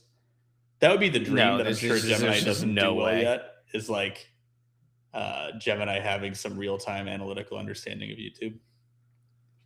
There is a fun anecdote here. I once tried to tell a higher-up that their dream of automating marketing with AI wasn't going to work because, like, it's an arms race.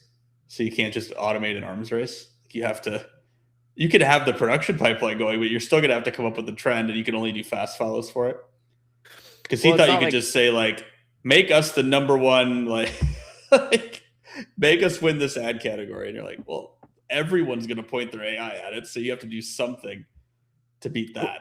Yeah, but the point with an arms race is as soon as you have an arms race, demand is like unlimited. Like that's the beauty.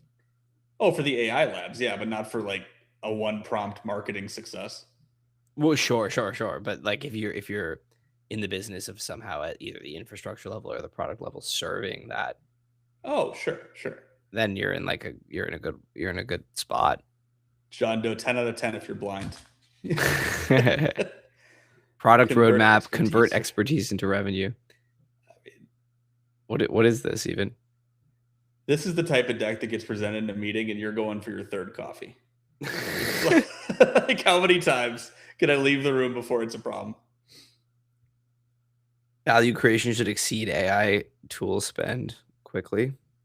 Well, it didn't at Uber. Labor and value spend is going. Yeah, I mean, but that it's funny because that Uber story is now becoming like canonical, and like to me, it's just like wrong. Like, no, it's just like, yeah, okay, maybe you spent more than value was created, which sometimes is like, actually, I should say almost every time is just like an important part of like figuring out how to create the value with a new tool or with a new technology or with a new paradigm, whatever it is. Then also like, I mean, I've had so many times where like I build out something in like orders of magnitude less time and cost than it would have taken 2 years ago. Right. And so it's like, okay, so there's clearly areas where AI is highly valuable. Then there's a question mark about like the general value. Then there's clearly ways of implementing AI where you are at least momentarily spending more than the value you're getting back. None of this is surprising. None of this is like a takeaway for me. Anyways. It is funny though that they spent that much money on, like, especially Uber as a company, right? You're like, right, and they don't have that many surfaces. It's like, what were you doing with all those tokens? Right. Okay. Yeah. This is like, this sucked. This one was wasn't so good. I think it would have been Product better if I beta gave it. launch, It's just like very generic, a lot of this stuff. operating system build. Oh, we hit scale by 6 to 12 months. Never seen that before. Perfect. Done. Board KPIs for the board of the YouTube channel, by the way. Yeah. See the. Yeah. And then it generated an image for this one. And then we have to Also, approve even in though you 90 didn't give days. it a lot of a prompt, you would think in the memories somewhere it would know. We've You would asked about the think. feature crew plenty of times. And then it has some notes. Okay. Well, maybe let's move on to something more fun. We've got Let's go the to Planet Gen. Planet AAA Survival, it claims. Okay. The Asterion front. Okay. The Asterion Asterion Frontier. Frontier. Sorry. Can't read today. I'll begin in orbit first just so we can look at that. Okay, there's like a little bit of a visual glitch on the, but like overall, I do think it got Hello, shaders. a little bit better on like the biome assignments, a little better than it was before, at least in the orbital view. We've got some of those shader glitches. The quality of their image slide is so random compared to literally every other slide. Group project energy. Wait, what does Codex do? Oh, Codex is an in-game thing. It's not referring to that. Okay. Okay, we also have like a solar system map here. I don't know what to do with it. Like, Oh, are there other Okay. planets? well, I don't know. I mean, I tried clicking on one. Oh, well. I don't see any orbiting around. I like that you still have suit health even though you're in space. Okay, let's get into FPS. Oh, hey. There's ground. That's grounding. Whoa. Okay, it's got the lander and safe zone, and it's got like the gigenic text thing. Cool. I mean, I do like what it did with, like, you know, the prompt has. Oh, and you can build stuff. It wants you to build floor, wall, ramp, bench. Oh, solar. need wood 2, stone 2. Okay, can I collect from the bush? The controls are like mega fucked, by the way. In case It's you're still such a wondering. weird one to me that there's not just some basic like here's an FPS controller. Yeah, I mean that's hey, transition to Gizmo. Okay, wait. So that was just water. I mean, Just a tube of water. Hey. you have to. Whoa. Oh, day-night cycle. You Floating have to. trees. It's very bright. Okay, you have to give it to, like, look at there's like these distinct mountains, and then like the flat land over here. I mean, this looks a lot better. Oh. I mean, okay, like this is the best challenge mode we've seen by far. If we're like, I mean, look at this. Look at the sun. Well, okay, if you can collect a resource. We haven't seen that yet. This is true. This is true. I mean, I have faith this is possible because every model's pulled this off for the last few months, but not this visual fidelity, but No, don't pay. We're just a little steep here. Don't pay too much attention to that. Don't look behind the curtain. Uh-oh. Ion storm incoming.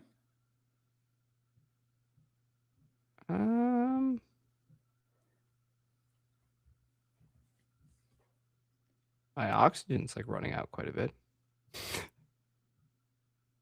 Oh, there's like a tree valley over there. Maybe that'll help. Oh, that looks like a real tree to the right. Oh, we also, by the way, we also did already collect. We collected water. Yes, you have 3 water, but no wood. I'm like still struggling with these controls, to be honest. Okay, but look at that wood texture. Not the worst thing. That is cool. Yeah. No, visually, I'm with you. Oh. You died? Oh, yeah, I did die. That's actually cool, though. It did a complete mechanic there. Oh, there's a tree right to the right with a trunk. Maybe that helps. Oh, that one? Yeah, is that more clickable because it's got a trunk? Oh, that one, that rock looks like it's got like iron on it or something. Have I told the chat my game testing story? I don't think so. Okay, one of my first jobs in the games industry was a quality assurance tester. I was 16 at a company that I think is out of business now called Destineer in Minnesota. It was like the only game company in Minnesota. And the funniest bug I ever filed was we were definitely not. I was the youngest member of the team. Everybody else was in their 20s. And we definitely weren't consuming beverages. That would not happen. But we were testing like Cabela's Big Game Hunter for the Wii or something. Oh my God. Somewhere in That's there, so right? Minnesota. And 100%. And being 16 or 17, whatever I was at that moment, I decided to do something a little juvenile. I shot the deer, walked over, and started like Halo 2 style teabagging the deer. At which point, the camera detached from the player and started spinning hard into space like a helicopter prop. My manager looks at me, he's like, "Yes, you have to write that up."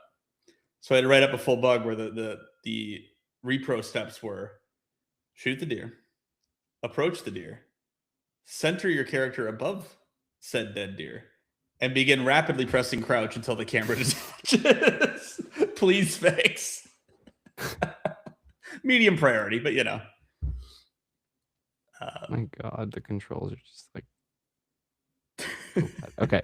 Surprised Minnesota had a game company. They were like a publisher, but they did do 6 days in Fallujah, I think, and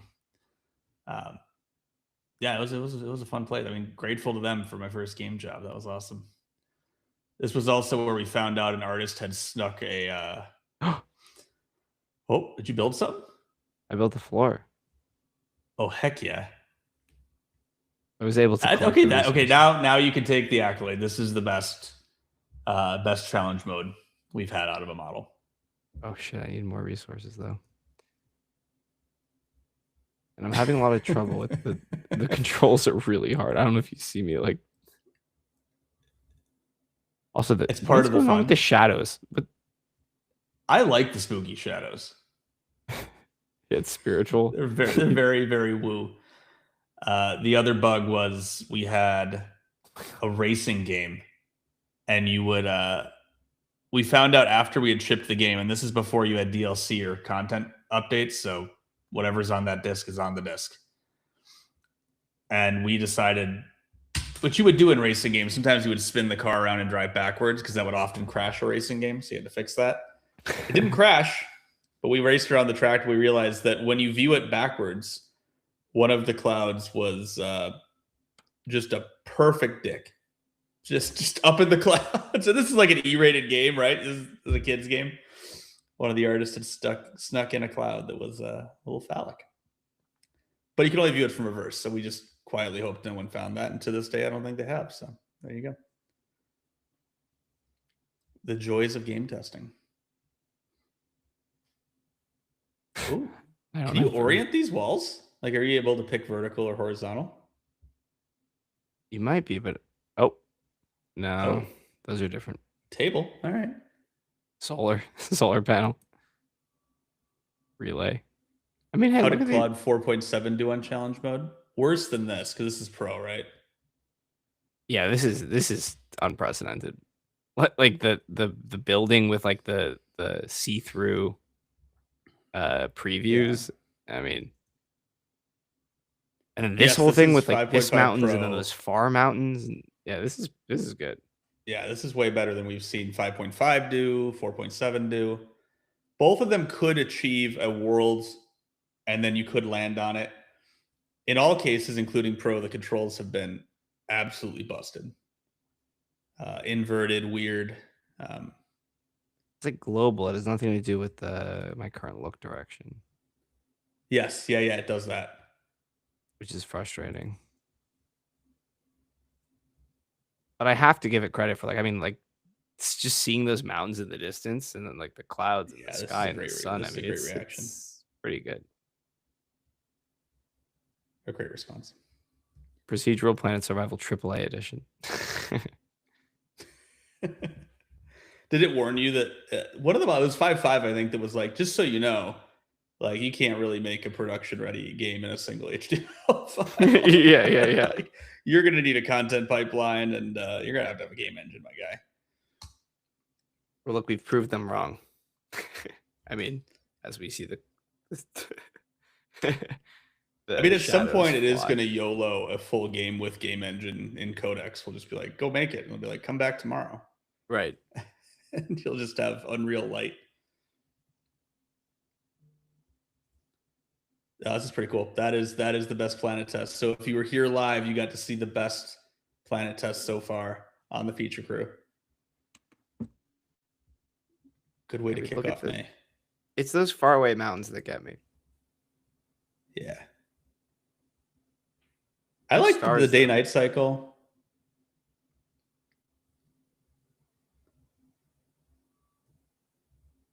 My ship isn't.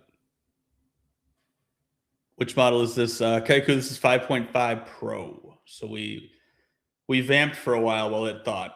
I think Jacob actually pre-did the first, so we didn't have to sit here for 20 minutes of prompt.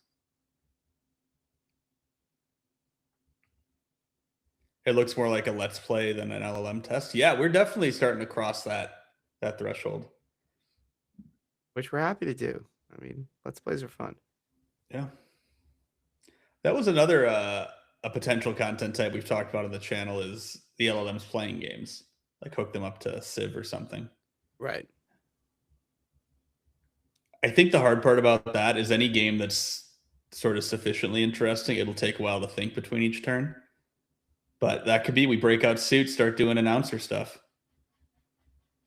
Right, or use it in places that make sense, right? Where it's like, oh yeah, when you're doing the negotiations with another leader in Civ, then you're doing like LLM chat. But no, I mean for the live stream, you could have them play Civ versus each other. Oh yeah. Well, check out I think it's called Flash.live or something. Yeah. Cool guy. I was Matan. I was interacting with on Twitter. Made a Civ bench site. That. Not Clash.live. It's Is it not Clash.live?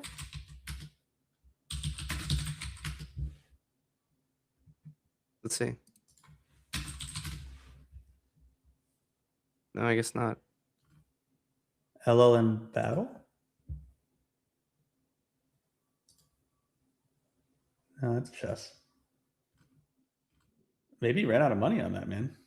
Oh yeah, you might have. I'm pretty sure it was Clash.live. I'm gonna be honest.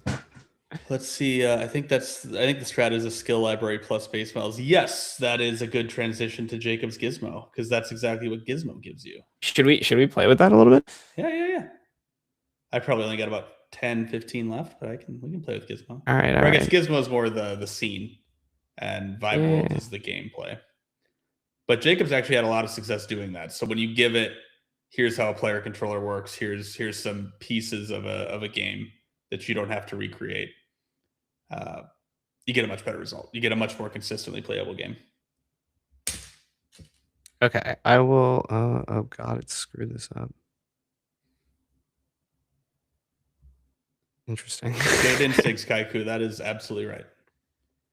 Okay, so should I? Let's see. Let us. Chris, do you have an idea, or does anybody in chat have an idea of like a 3D thing they want us to build?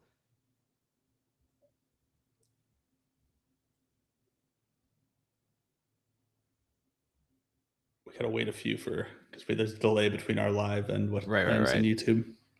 And while people are thinking, I can bring up the GitHub for this thing I'm talking about. Yes, folks can go try Gizmo. Yeah. Yes. Still very early. Yeah, you get this connected to Tripo Rodin GPT Image 2. I've done this. So I've done a game that was connected to Nano Banana, and the problem is your costs just go crazy as it starts to generate in real time what's happening. So you get the Jacob problem of like you're burning tokens every tick, and it gets a little gnarly. Right. So this is what. Yeah. Okay. So this is what we were talking about. This is Gizmo, and for anybody who's been around the channel for a while, I shipped an experiment, Vibe Worlds, God, at this point, like 5 months ago, to see if we could like one shot a game world, right? And as a part of doing that, I basically developed like a lightweight engine, underneath the Vibe Worlds experience that is sort of accessible to AIs. And so more recently, I've been like, oh, okay, let's get this out there. Let's see what people think about it. And so I've open sourced, and I haven't like marketed this yet. It's just kind of like public and out there, so you guys can all go try it. It's github.com/general holography/gizmo. I'll put the drop it in link the comments. chat. Yeah. But the idea is that it's a sort of modular and AI accessible engine, as well as like the relevant CLI and MCP. And you can also like spin up an editor, and it's like I'm trying to make it as general as possible for various 3D applications. And so this screenshot is like sort of the main use path of like have your coding agent spin up a Gizmo instance, and then it can suddenly start interfacing with the 3D world, adding primitives, adding assets, moving things around, building a scene. And so in this case, it's doing a little White House recreation. John Doe said link in the description so it stays after stream. Good call. Yes, I will do both. I will put this in the chat now, and then I'll put it in the description later. And someone said we should do the city test with Gizmo. Make a city. Yes, we should do the city. That's a good idea. Okay. So yeah, and Gizmo is super. I just want to like underscore. It's like I've been trying to make it as easy to install as possible, so you can one command install the Gizmo CLI globally on your machine, and then one command to install the skills. And so then whatever, like it uses the agent skills standard. So then whatever coding agent you're in will be able to like pick up the skills that teach your agent how to use Gizmo. And I'm still like iterating on what exactly should be in the skill files, and the Gizmo CLI also has like access to the engine documentation. And so trying to balance that, make it super easy for agents to know how to get everything set up and running is just going to take some like people trying it and submitting issues when things don't work. Like works on my machine for the most part, but I'm excited. I recommend Mac, by the way. Windows barfs a little bit at it, but it's working great on the Mac. Dylan pulled it up on his machine. But if you do have Windows and you want to like start sending me your failures, let me know so that we can get this working for everybody. And then you can also like it's primarily optimized for these two commands to be really easy to set up for any coding agent. But then like if you for whatever reason wanted to start like interacting with the 3D world via your CLI manually, you can do this. Like it's very much possible. I just don't know why anybody would want to do that. Anyways. Let me get this running in Codex, and we can start with, I guess, the city test. And credit for the city test recommendation goes to, I'm going to butcher this name. I apologize in advance. Fairy old Du Bois Collie. I screwed that up. I'm certain. I couldn't tell if old was. Could it be a Du Bois? Du Bois? Yeah. If you drop a phonetic pronunciation in the chat, I will pronounce it better. I apologize. Okay, let's see. I'm actually I'm not gonna use the normal prompt because our normal prompt is all this like HTML stuff all throughout it. So just tell it to make a city. We can just tell it to make a city. Because also we're not telling it to make the city sim game. We're just telling it to lay out a city, right? Because that's its specialty. Mm-hmm. Oh, a little sweaty today. All right, great. Good. Just locked in. Okay, cool. So I have this hopefully installed on my machine correctly. So if I do, no, it's Gizmo. Cool. So then I activate the Gizmo skill, and then I'll just say make a detail 3D city with, I don't know,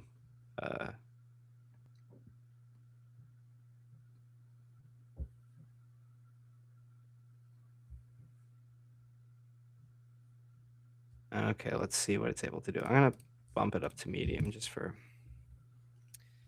Still on a low, slightly better result. What? Sure it's not on low still? Yeah, apparently it is. Well, we'll see. You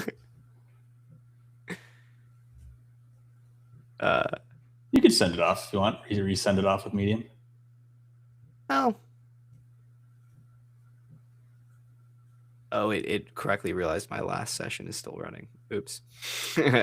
John Dose is back over 20. That's right. Welcome, everybody. Yeah. You're seeing a world first here. So if you are in the live stream, you're seeing a tool that no one knows about. You can be the coolest person in your group. Link in the chat. We'll put it in the description. But yeah, this is Gizmo by Jacob, or General Holography. Right. So the first thing Gizmo does is it'll like spin up the live server, and then we can load this in the Codex UI. And it's like a little sort of 3D editor. Oh god. Yeah. Okay, it had to restart that. Thank you. So yes, this is like a 3D editor application. Sort of, we've got the normal scene view. It hasn't added anything to the scene, so this is still empty. And then inspect the sort of like scene, environment, sky, everything, and then as it starts to add, it's like currently planning it's it's setting up its plan of attack to create this city. And these things still take a while. As soon as you give like a modern modeler agent 3D task, it'll start thinking a ton, which is probably good because they're still not so great at 3D like spatial temporal reasoning. And the more it thinks, like definitely you see improvements. Okay, it's we got our cornerstone. The single cube. Yep. Yeah. I mean, it claims, it goes, the in-app browser is attached now. I'm going to create the city as a set of district scale entities. Street grid, towers, row houses, civic buildings, transit, parks, NPC groups, vehicles, lights, and signs. And it used the cube to make sure it knew what was going on. It's fun. Welcome, Richard, to the chat. We also have John Doe reminding us that we promised to show Codex Pet. Oh, yeah, we'll do that before we leave.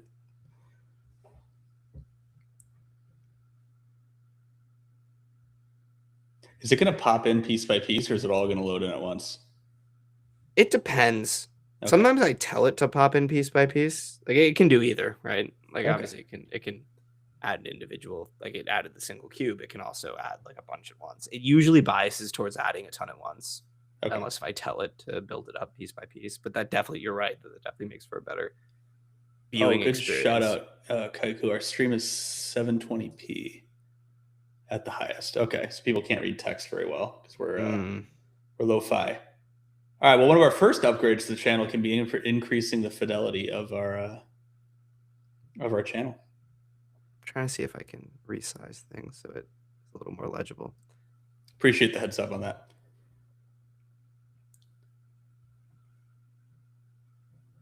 For a while, that was a byproduct of me being on Starlink. So when I was, like, it was hard for Starlink to upload in 4K. But Jacob's sharing, so that should be fine. Should be okay. Sorry about that, team. It's OpenAI calling. What have you done? Whoa. Oh, all right.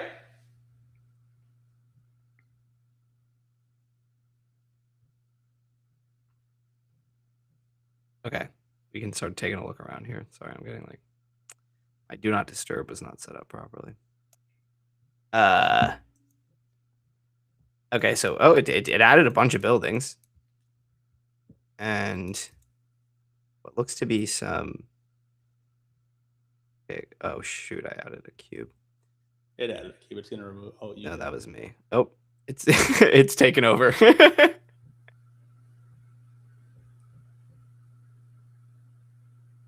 Okay, like a little fountain attempt in the middle. That's cool.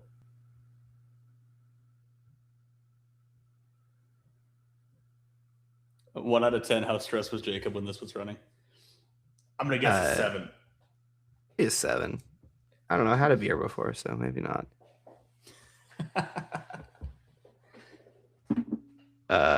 Okay. Oh, it's moving the camera around. Spectacular. There's still a bug where the sky only loads once you click something. So every time it resets, we get this black background. I have to fix that. It's just been on the backlog. Oh, it took a screenshot though. That's right. I built a live Gizmo world titled "Detailed Living City." Okay. We're light on roads. We're a walking first city.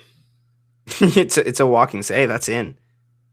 The Twitter urban planner folks would be happy about this. Okay, let's play it and see what happens. Is there anything moving? No, it didn't really seem to get the. No, it added no simulation stuff. But hey, we've got this, we've got this world, and I can I guess to demonstrate this, I can edit things, I can move the buildings around, right? I can even copy and paste buildings. And then I can export in a variety of formats, GLB, STL, USDC. So it's am I expecting anybody to create an asset or a scene in here that is in the next Pixar movie? Not today. But this area of 3D scenes and LLMs, I of course find super interesting. It's been a hallmark of the channel since we started, and we're just starting to see interesting 3D abilities in LLMs. And so these sort of standard tools that let these hyper capable coding agents operate in a 3D 4D scene world setup, I think are going to unlock in the long run a bunch of super highly valuable use cases, but in the short run just learning in this area of LLMs plus 3D. And so I hope folks think this is cool and will use Gizmo and play around and see what they can generate in 3D in sort of an editable, exportable scene, which is the difference from our normal single HTML file 3JS tests, right? In this case, it's more managed, it's saved to disk, you can edit it, you can export it in different file formats, maybe actually use it or at least share it. And so hopefully it makes this makes it easier for people to play around in 3D. And definitely, as I said before, I'll put the link in the pod description, as well as it's already in the live chat. And so definitely go be one of the first users of Gizmo, be one of the first non-feature crew users of Gizmo, and nice. You'll give it a try and submit issues when it's not working right, because it's still quite early and there are lots of machines and lots of agents out there, and they all operate a little bit differently. So or feature requests works on my machine, but that's not always gospel. Awesome, man. That's really exciting. And you could already see it didn't have the floating problem, so it's actually landing things on coordinates that are sane. So that's huge. right. And I've given it a couple some lightweight tools to make it a little easier for it to build in 3D. Right?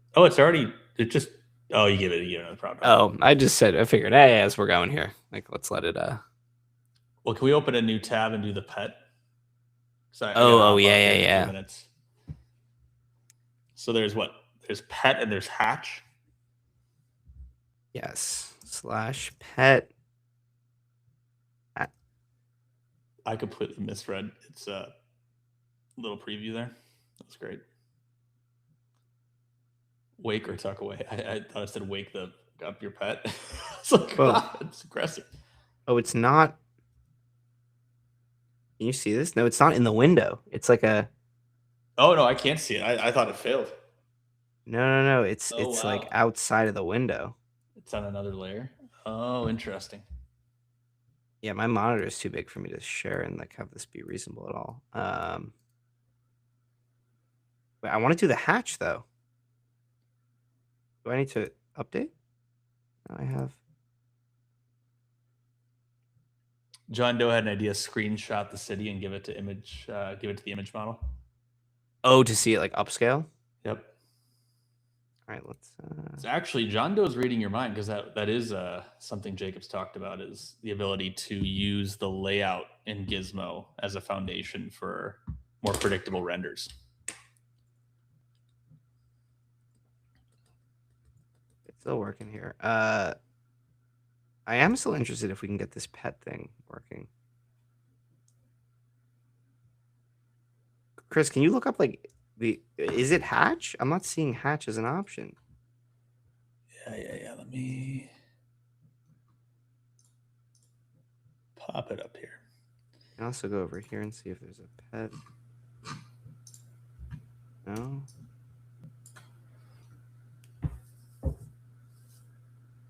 Hatch pet. Okay. It is an overlay. That's part of the problem. Type /pet in the closer. Use wake to use wake pet or tuck away pet in settings, or press Command K or Control K and run the same commands to toggle the floating overlay.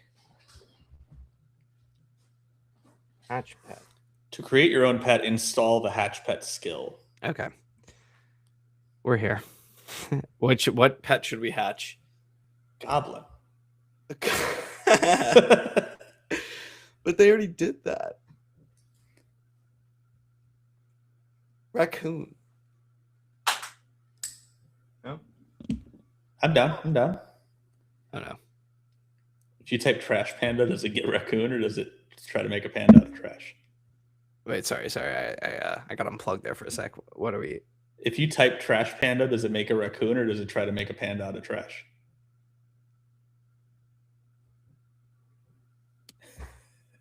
Show me trash panda. We are pro caveman speak to models here on the feature crew. Sometimes I tell models to go full monkey. It's usually like a lot of ooh ahs and banana emojis, but it's fun. I got their task UI popping up. It will use the hatch pet. It's incredible the speed at which they're updating the Codex app. Like every time I'm here like multiple times a day, and there's a new update every single time. Almost as much as Discord updates. Yeah, except the Codex update actually add features and go faster. So it's very different than Discord. Hey, look, man, they've updated that Nitro GIF a bunch of times. Yeah, they keep shortening the message length you can send without upgrading to Nitro. They're like, Morse code is free, but so it is doing some sort of sprite gen thing. The run is ready and the first job is the base portrait. I'm generating the main look now, keeping it deliberately sprite-like and compatible with later animation workflow. So there is some animation workflow to this skill. That's cool. Do you think it's going to give us like a panda with like aluminum foil on its head or something? I'm so curious. I'm so curious if it knows the trash panda's a slur for a raccoon. A slur. There's this raccoon.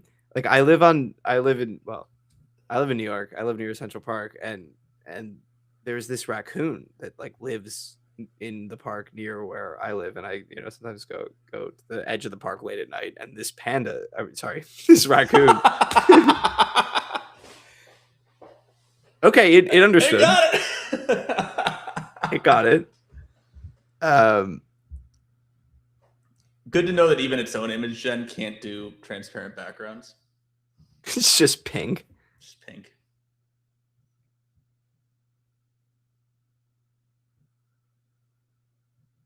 No, what? Generate all the animation, Rose. What are you doing? Come on.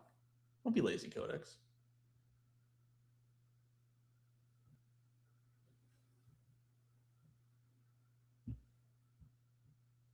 Wait, so it just did this.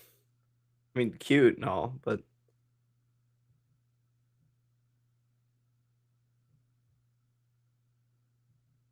wait.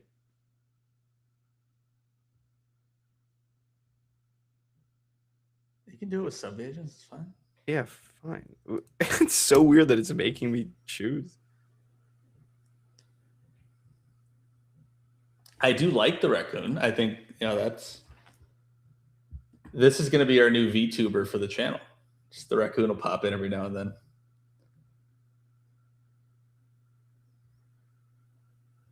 I mean, I think you mean the trash panda. We need a name for it, Ralph the Trash Panda. No, Ralph is already Ralph Wiggum, so yeah, that's true.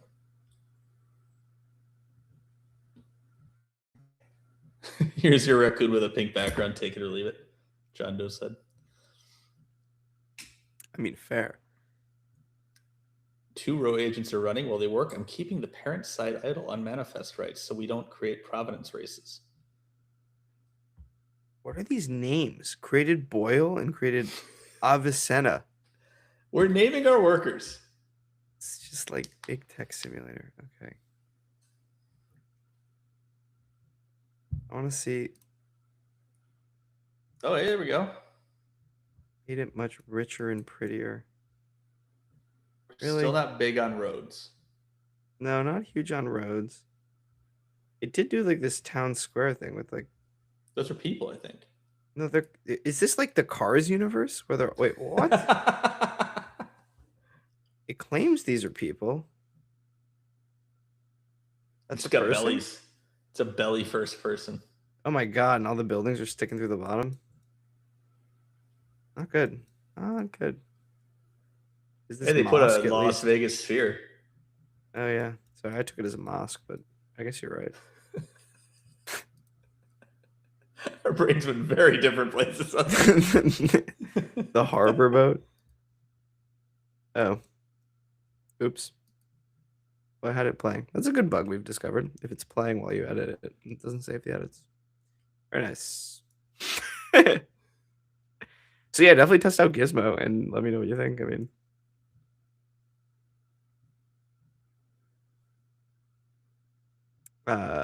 let's check back on the trash plant. Boyle and Avicenna are still working.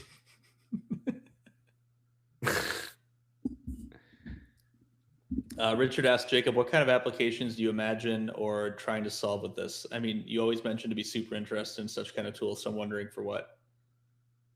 Yeah, I mean, I think in the long run there will be some collection of 3D environments that solve sort of all 3D needs. So like whether that's animation and or like, you know, interior design, like architecture, building out a building. There will also be this whole CAD side of things, like pure CAD, where they're doing machining parts. You're seeing a bunch of this on Twitter right now. It seems like CAD is starting to become like an application people are talking about, not an application that actually works yet, but an application that people are investing in. CAD's the biggest in terms of like market size, but some of the other ones are more fun. Animation, games, 3D logos, 3D websites, that kind of stuff. It's more fun than just CAD, but CAD is the big value. So I think all these Gizmo is not built for CAD. CAD requires more precision and like tolerances and like a non-mesh based sort of shape kernel. So in terms of Gizmo, it's like where I see it being super valuable is like a 3D environment where you can build the scene, build the world, lay things out, and then use, as we were talking about before, like use image models or eventually video models or eventually real-time models to upscale into like a photoreal or a stylized scene that is like grounded on the sort of underlying 3D world that you've built. And you're seeing the industry start to like, get to this point where I think it was like just in the last day or two, Roblox sort of outlined their vision for the future of 3D, and they were talking about, yeah, the Roblox engine's space is like doing physics and multiplayer and the things that are hard for the world models to do, and provide this like constant, consistent underlying world, and then using like real time sort of video generation models to either go photoreal or go to some other style that is grounded on the 3D world. And so you're starting to see the industry pick this up more. This has sort of been my, like Chris can vouch, this has sort of been my soapbox for a while now. It's a really hard thing to build. And so this is sort of why I'm like, I've been building this for a while, varying degrees of commitment. And I want it like, but I care a lot about it. And I want to see it out there. I want to see people using it. Like I want to contribute to this space. Especially in this interesting time where people like places like Roblox are exploring it, or there are some startups popping up that are doing like 3D generation, particularly around CAD, where it's like still not really providing value, and yet they want to get something out there. So they're doing these like sort of like private waitlist things where you can like burn $100,000 of their compute to get a toy that isn't actually useful but can see the future. And I'd much rather get this out to everybody and let you burn OpenAI or Anthropic's compute or whatever and see what you can make and learn where these models are good at 3D and help the community learn. Yeah, I think that's where we're at right now. I hope that answered the question. Yeah, Kaiku's right on it. Yeah, World Labs, etc. are cool, but I don't know how useful splats are for robotics. Mhm. Yeah, exactly. Like we're sort of we're down on splats in the channel because they just aren't interactive. They don't give you a lot of information about the world, and it sort of has the my hobby horse is that the image gen models are bad for production workflows right now because they don't do layers.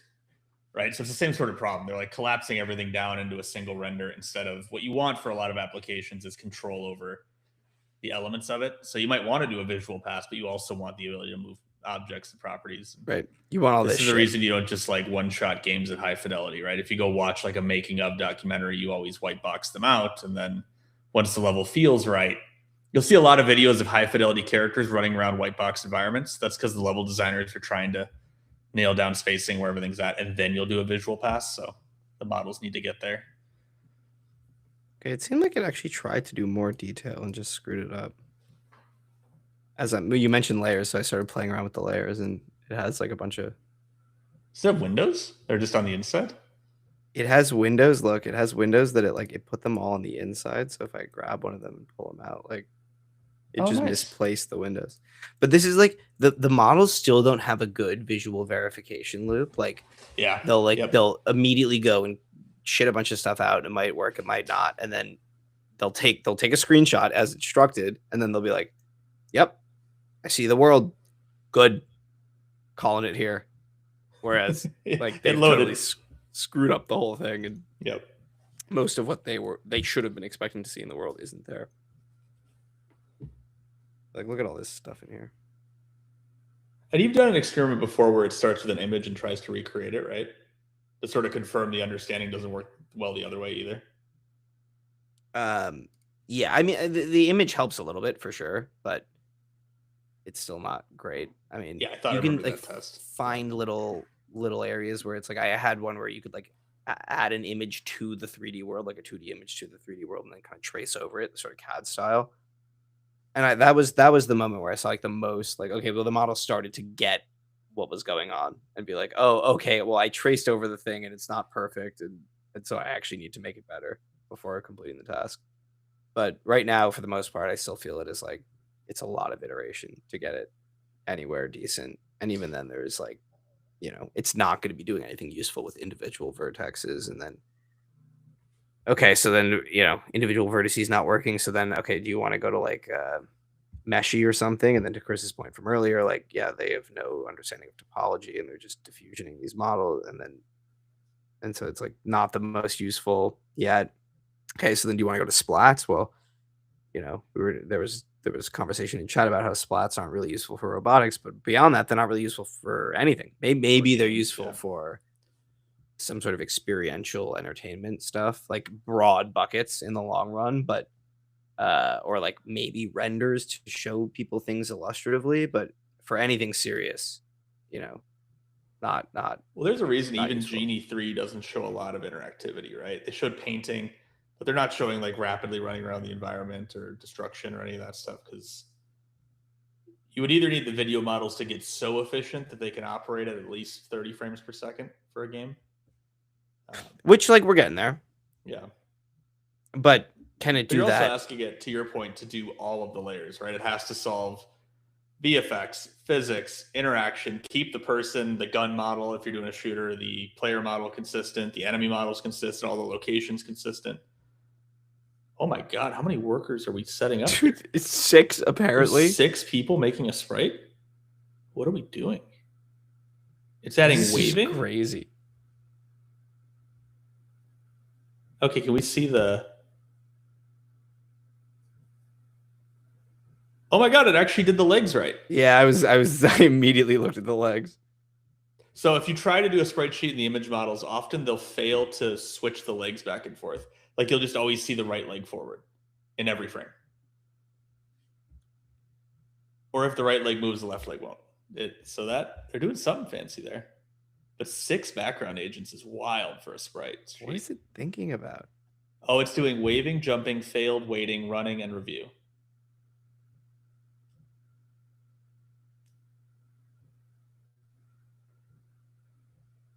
We should have made it Dylan. For when he dips out early on the stream? Yeah. We should have asked for a specific sprite sheet where it was like Dylan running away from us to wife.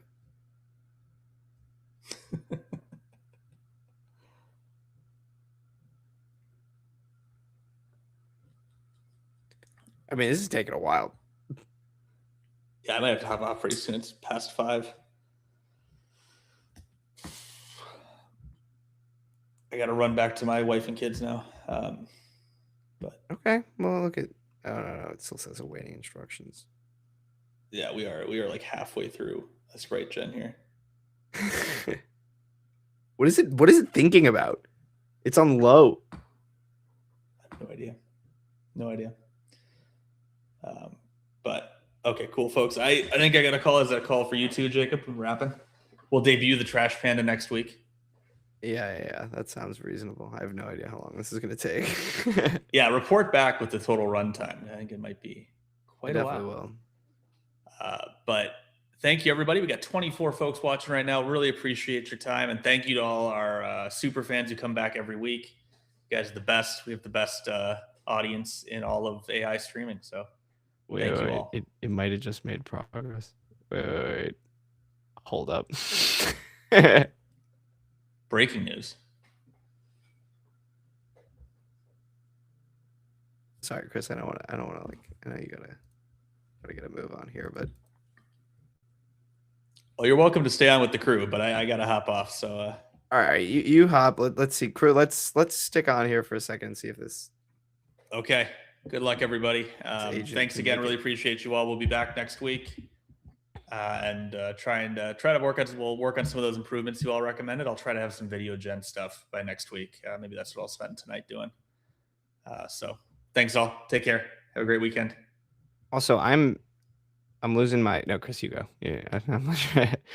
I lost my vamp partner here, so I'm gonna switch over to the chat and while we're waiting here, everybody definitely let me know. I don't know. Chat with me. Okay.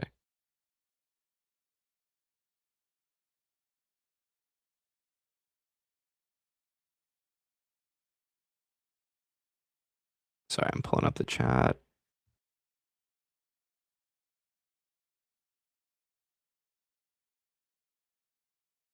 It is interesting how long this takes. I mean, I get it, right? It's doing like sprite parsing and such.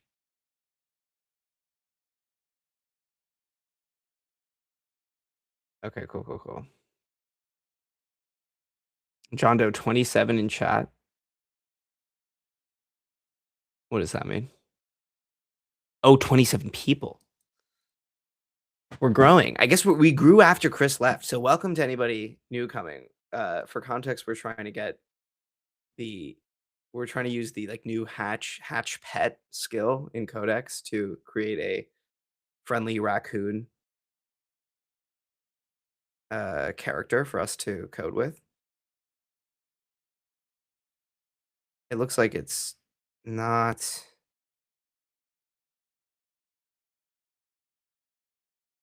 Okay, it's closing some workers, which is good, but it also spawned a new worker.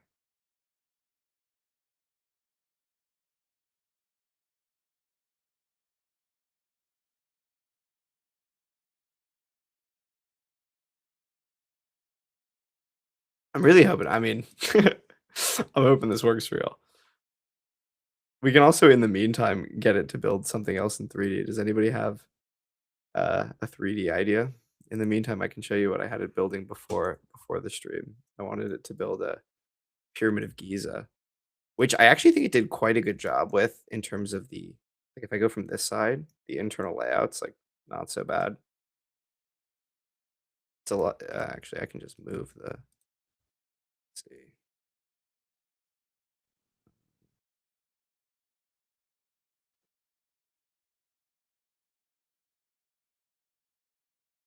Oh, okay. Well, I guess a little hard to see. It's not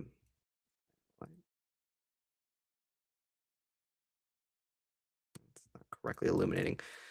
The point is, it attempted to do a pyramid of Giza cutaway, which like the interior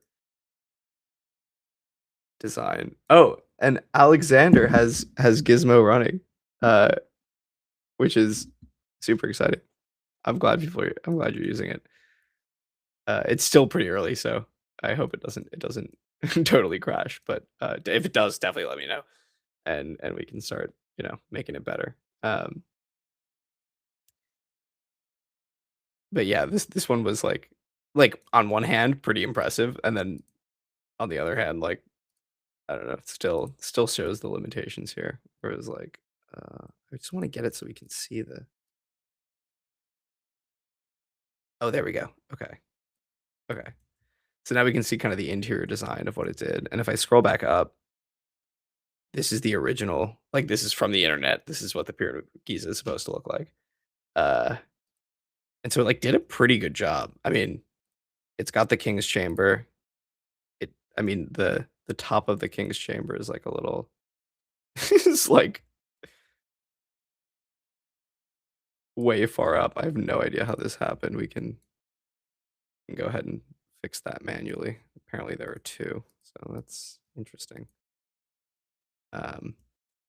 But yeah. So like, in terms of like, I've run this test, I mean, for basically a year at this point on like various models, various harnesses, and this is by far the closest we've ever gotten to like a good recreation, which is, impressive. And there were tons of problems with this, like it duplicated a bunch of geometry, like laid things out weirdly. But there's definitely this signal of the models getting better at like not just doing things in 3D, but then like visually confirming what they did and iterating. I think like the former is getting better pretty quickly. Like a single shot 3D performance is getting better really quickly. The latter, okay, once you do your first shot, then actually verifying and then actually like noticing what's wrong and making improvements still has a ways to go. But you're seeing improvements in both categories, and the sort of sum of that got us here where we can get a pretty decent result. And John Doe in chat, did this start with an image reference? Yes, this was the image. And all I told it was to like build a 3D pyramid cutaway based on the image. And this was the first result, which in some ways was better. It was when I started to ask it to use CSG to like make it a real cutaway that it started to like break down. I was quite impressed at the first result it got.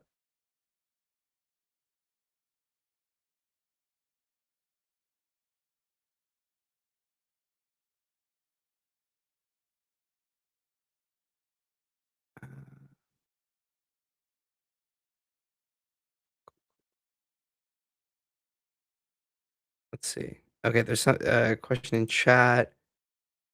Herrera says, could it build a more complex object like a full keyboard exploded view with PCB case and switches, etc.? Let's see.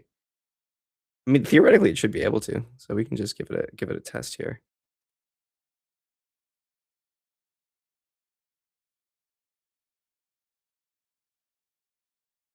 Okay, builds a full keyboard exploded view with PCB case switches, etc. Let's see what it does. Can also just kill these old so as not to confuse our new Gizmo session. What is this one? That's an old one. Okay, let's check back on the trash panda hatching. Oh boy, it's still going.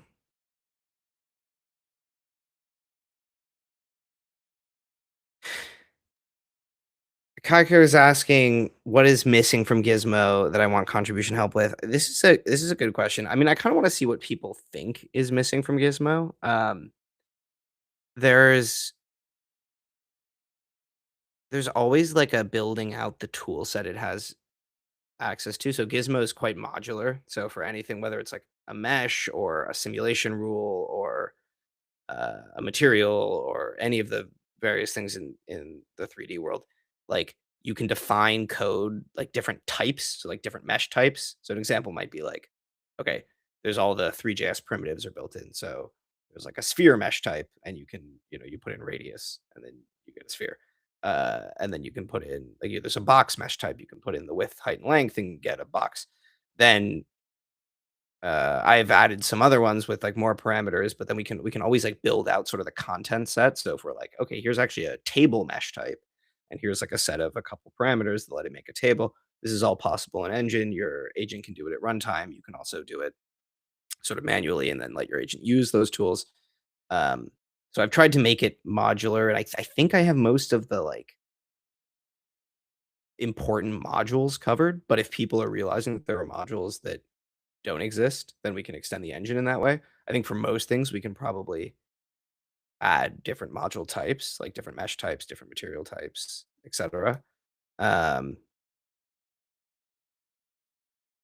then also there's like plenty of, I mean, this is still like quite early, and there's only so much I can test manually myself. And so like I think like the first phase here is even just like with the current set of things that it has available, like yeah, where is it unstable, where are the bugs, where is it lacking, and then we can like start to fill things out. There's also certain things that like you can add simulation rules or animations at like the sort of entity level. So if you add a single entity, like in the Giza case, let's see what it decided was a single entity. Okay, so I guess it made that whole thing an entity. If we go back to the city, then the building is a single entity, right? And then I can select like an individual part of the entity and move that around. So at the entity level, there's like I can add an animation and add clips. The UI is not great here, by the way, so this is something that could be improved. You can add tracks and then tag it to a specific item and then add keyframes. There's a bug, right? Like it shouldn't close the pane when I add a new keyframe. So like the whole animation experience needs work. And then at the scene level, I haven't implemented like a scene level timeline yet. So that's one place where work is needed. And then again, I don't have like a scene level simulation rules.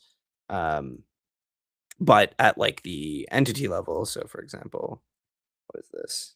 It's an NPC supposedly. So if I go to simulation rules, it has AI, it has a faction. So you can add all these things. Motion source. Okay, its motion source is static. So if I switch it to like a character, then and then press play, we can see it. It's like running around, right? So we have like entity level simulation rules. And then you can add more things like if I want to add a rule and an event, so you can add different types. So like on an event, or you can do on interaction or on collision, entity in range, time elapsed, on death, right? And then you can decide like what the action is, right? And there's like a bunch of different types of actions.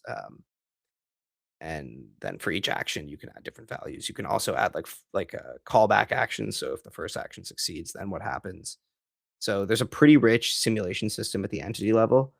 At the world level, again, still not implemented yet. So like if you want to have like these global simulation rules, that's a gap as well.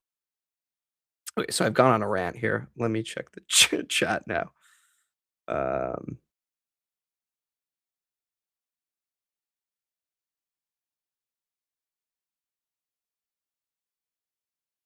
Okay, what direction do I want to avoid when contributing? I mean, I think there's like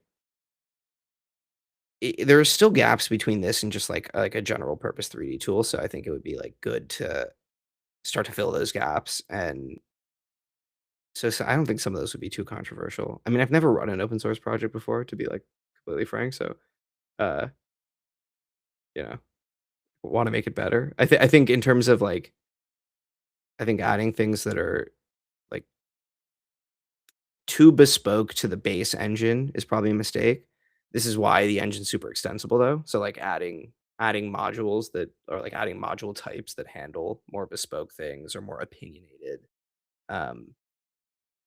Like some specific mesh type for a chair or something like that, right? That might be like more opinionated than is needed for every single situation, but like building out the library of module types is a good thing, but adding like some dedicated chair thing that doesn't slot into the normal extensibility flow and it's just like built into the main engine probably isn't best. So it's like keeping the thing general. Like I don't want to make it too specific in any way. I want to keep it as general as possible. And then allow the extensibility of the engine to pull it in certain directions.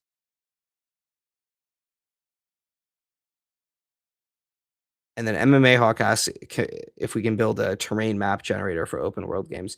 Yeah, this is actually how this started. So like I think like 5 months ago, I shipped fiveworlds.ai, which is just like a one-shot game generator. And so you can generate. Let me see if I can. Needs approval here. I'll also try to let it generate a generate.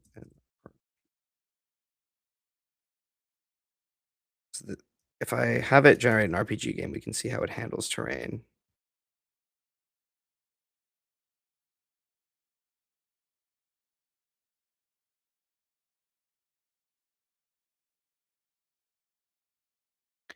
But yes, it does have the ability to like it. It has access to this sort of like fields concept. That's one of the modules. So fields are often Perlin noise, but fields could be anything. So basically, just like anything where you can sample at some spatial point and get a value.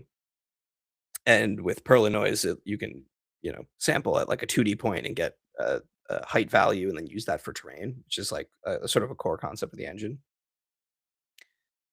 So hopefully, we'll see on this RPG world generator flow. Hopefully we'll get a good RPG world for MMA Hawk and demonstrate the terrain. And then the last question from Kaiku, what is the Gizmo end game? I'm honestly like, I mean, the end game, like the internal, like pie in the sky end game is like the holodeck, right? Because I have this core belief that like a lightweight, simple, extensible, modular 3D engine is the correct sort of infrastructure below what we're calling world models now, like the genies of the world, or like anything that's doing like diffusion upscaling in real time. Like I think long before, it's like unclear to me if they at any point will be able to maintain coherence, like physical coherence, for long enough that it's actually enjoyable. They will always have the problem we were talking about while Chris was still on the stream, where like there's like a time limit for how long they can do that. There's like a context length. There's like an inference limit. This is like not conducive to good gameplay.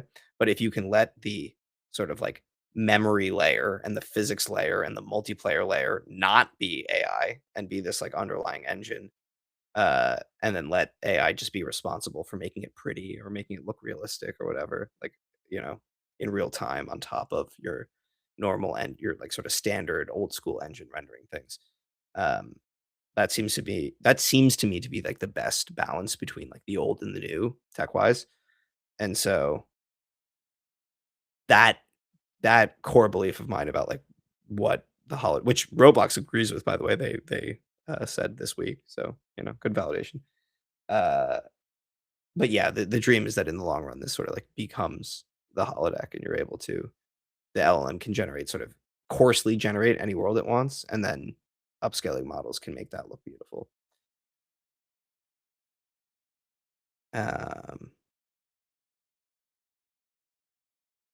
Let's see. Okay.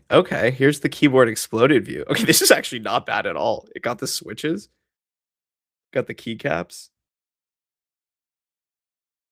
got your PCB. I mean, not any sort of printable working PCB, but a PCB nonetheless. I could try to 3D print this and just like be worried the whole time about these yellow lines supporting the whole thing. But this is pretty solid. I'm actually kind of impressed. And then if I just momentarily move this up so we can take a look. Okay, it didn't put any letters on the keys.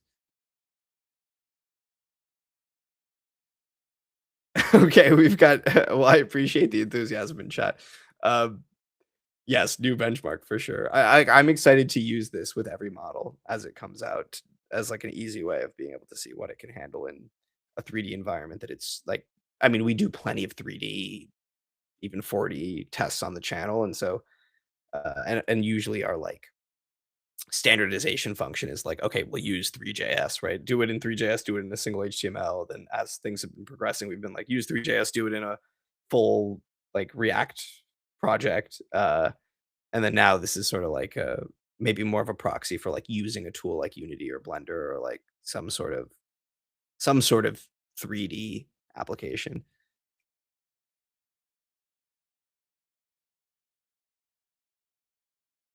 Classic Riki says it works really well for AR. I do think it will be interesting to see.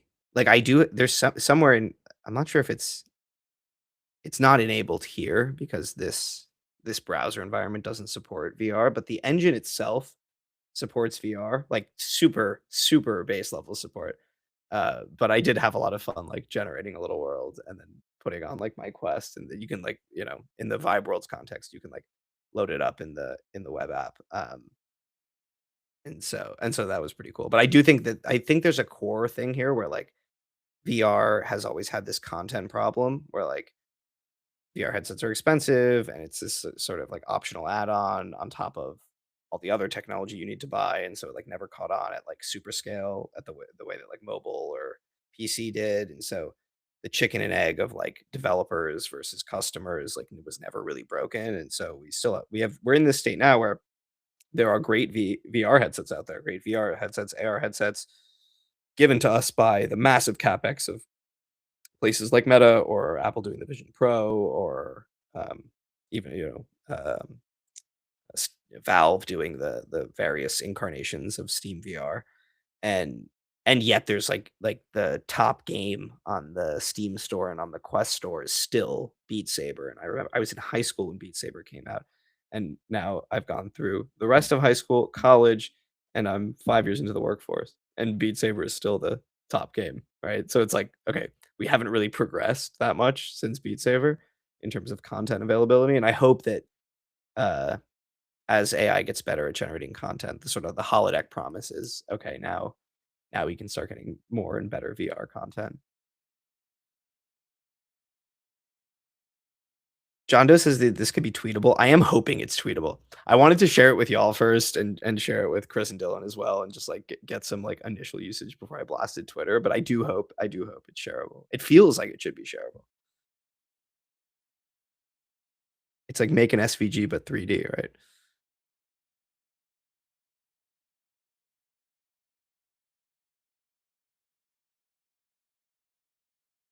Yes, and I would say Classic Riki, like AR is definitely more technically useful than VR at the moment. But I think it's hard to say. The install base for VR is larger, but there's more potential institutional money behind AR. So, and I think maybe the more important thing is that VR is becoming AR, right? Like most VR headsets these days have the cameras, have the pass through, have the inside out tracking, of course. Like VR is almost like a subset of AR in a way in terms of like technical challenges.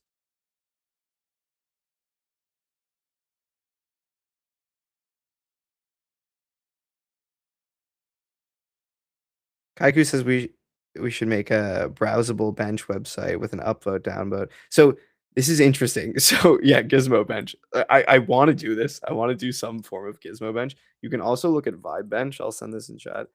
I've kind of let it die because it requires like manual work for me whenever a new model comes out. But I did have, as I was building Gizmo just to get something out there, I sent out like vibebench.ai and did not market it super well, but I had this website where there were like no Gizmo involved, just like raw HTML with Three.js, and like let models design some scene. There was a collection of prompts, and we would have, like the every new model run the exact same benchmark of prompts, and then let people vote. And it never caught on to the point where I felt like we were getting enough votes where it was like super scientific or like statistically significant, but it's like fun to go through, and maybe now with Gizmo around we should get that running again. Okay, we finally got a response from Trash Panda. Okay, so this is the full sprite sheet that it did. I'm gonna try to take a look and see if it like did it correctly. The running looks pretty strange, honestly. Like from 2 to 3, it's like kind of leaping and then it goes back to standing straight. It's not great.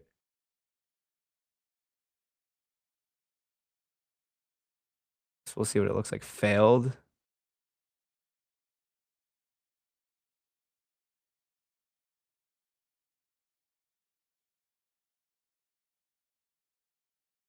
Review. Haiku asks how we have working transparency. This is a great question. I don't even know if it is working. I'm curious if I save it. Get this back open. No, I don't think it is working transparency. I think it just put the grid there. Oh shoot. Okay.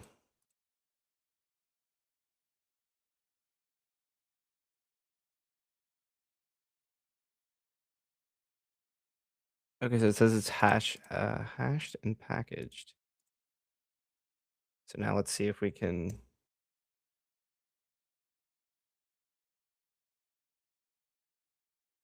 Moment of truth. Okay, no, but the pet that I woke up is still the default.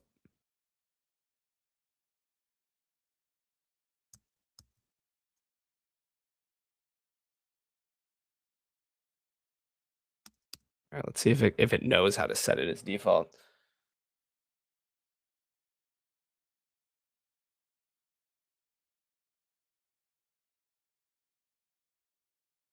Okay, it wants me to restart Codex, so let's do that now. Moment of truth.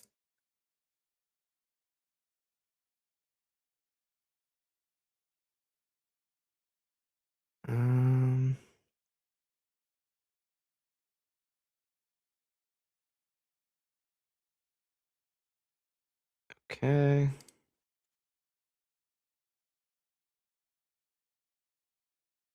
Restarting.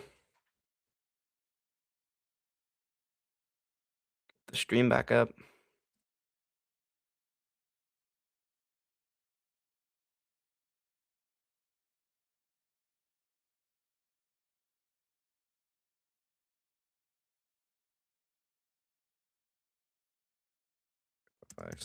/pet. No, it's still the original guy.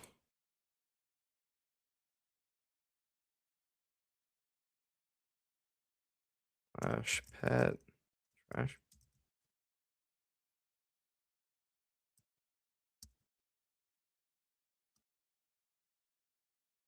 As far as I can tell, the command doesn't have any param, so.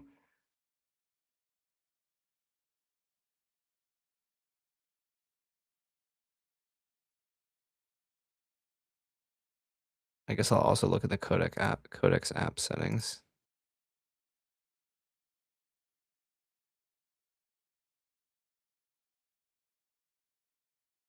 Also, I'm not looking at the chat. Does anybody have an answer to this? And how much of my Codex budget did I spend on the raccoon? This is a great question, John Doe. I'm I'm a little worried, honestly.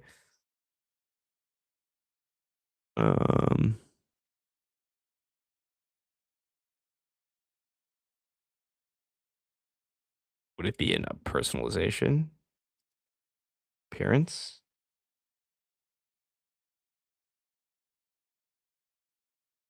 Oh. Okay, wait, Trash Panda. Okay, it's about time. Okay, how can I share this with you guys so you can see it? Because it's like floating, so I have to share my whole screen, but my whole screen is it's like vertical, so I'm worried about it not being a good.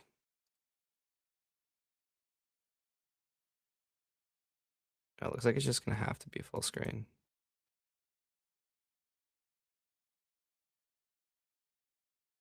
Okay, so here's the Trash Panda. I hope this is visible on screen. It's probably tiny.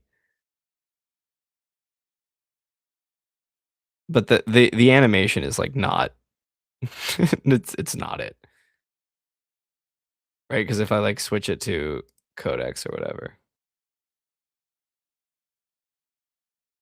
I guess it's just switching its eyes.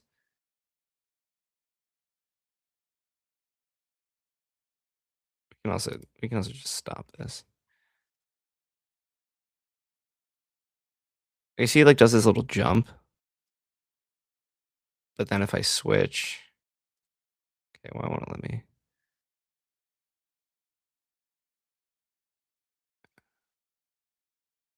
Okay, if I go back to settings, personalization, where was it? Appearance, yeah. Then if I select Trash Panda again, and I give him a click, like it's not a coherent animation. I mean, it's not the worst thing I've ever seen, but it's like not ready for prime time. It did the little blink, which was nice, but when it like tries to move or run or anything, it's like all screwed up. In this case, it's just like kicking its feet, both feet up at the same time. So let's tuck away the pet. I can come back to stream here. See what y'all are saying in chat.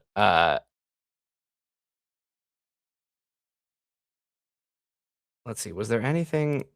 Did we leave any? I'm losing a little bit of steam here, but I want to see if we left any Gizmo worlds to check out. We saw the keyboard view.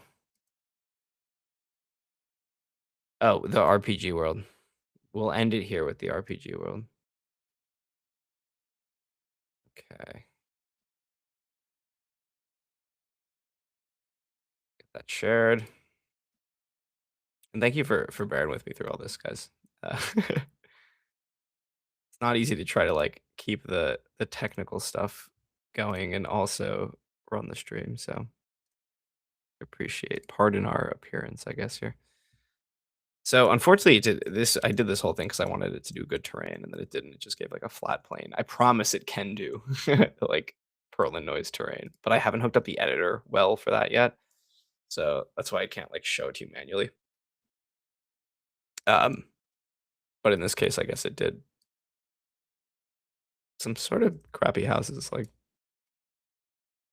the roof is smaller than the building, so that's unfortunate. But I'm guessing this is like blacksmith or something. Yeah. It has a little world. Let's see if anything moves when we play. No, the NPC fell through the floor. So clearly a ways to go. Maybe both on the harness, but I think particularly on the models. The models are great, but then when you try to throw something at them like a full 3D app with like a ton of tools, and no matter what I put in the prompt, it just like still gets a little lost. So, but I've seen huge improvements over time, and so this is why I'm like sort of putting this out there now, and I want to see where we can get as the models improve.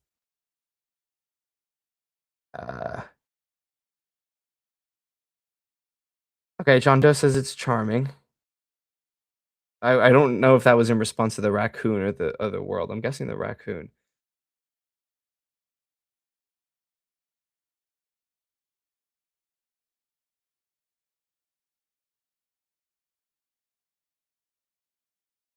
Yeah. Anyways, thank you I'm glad I stayed. I'm glad we got some of this stuff on stream here. So thank you all for hanging out with me even after the rest of the boys left, and definitely let me know what you want to see change in Gizmo if you're interested in contributing, as Kaiku is.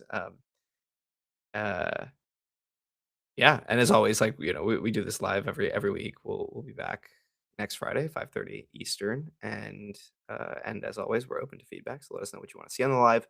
We'll cover any of the latest news, and we're always looking for new ideas for what to build, and in this case, new ideas for what to add to Gizmo. And so, yeah, just like keep engaging, and thank you as always for joining us. We only do this stream because of this core audience that keeps coming back, and we love it. It's a part of our Friday every week. So thank you for coming, and we will see you all very soon. Thanks, everyone.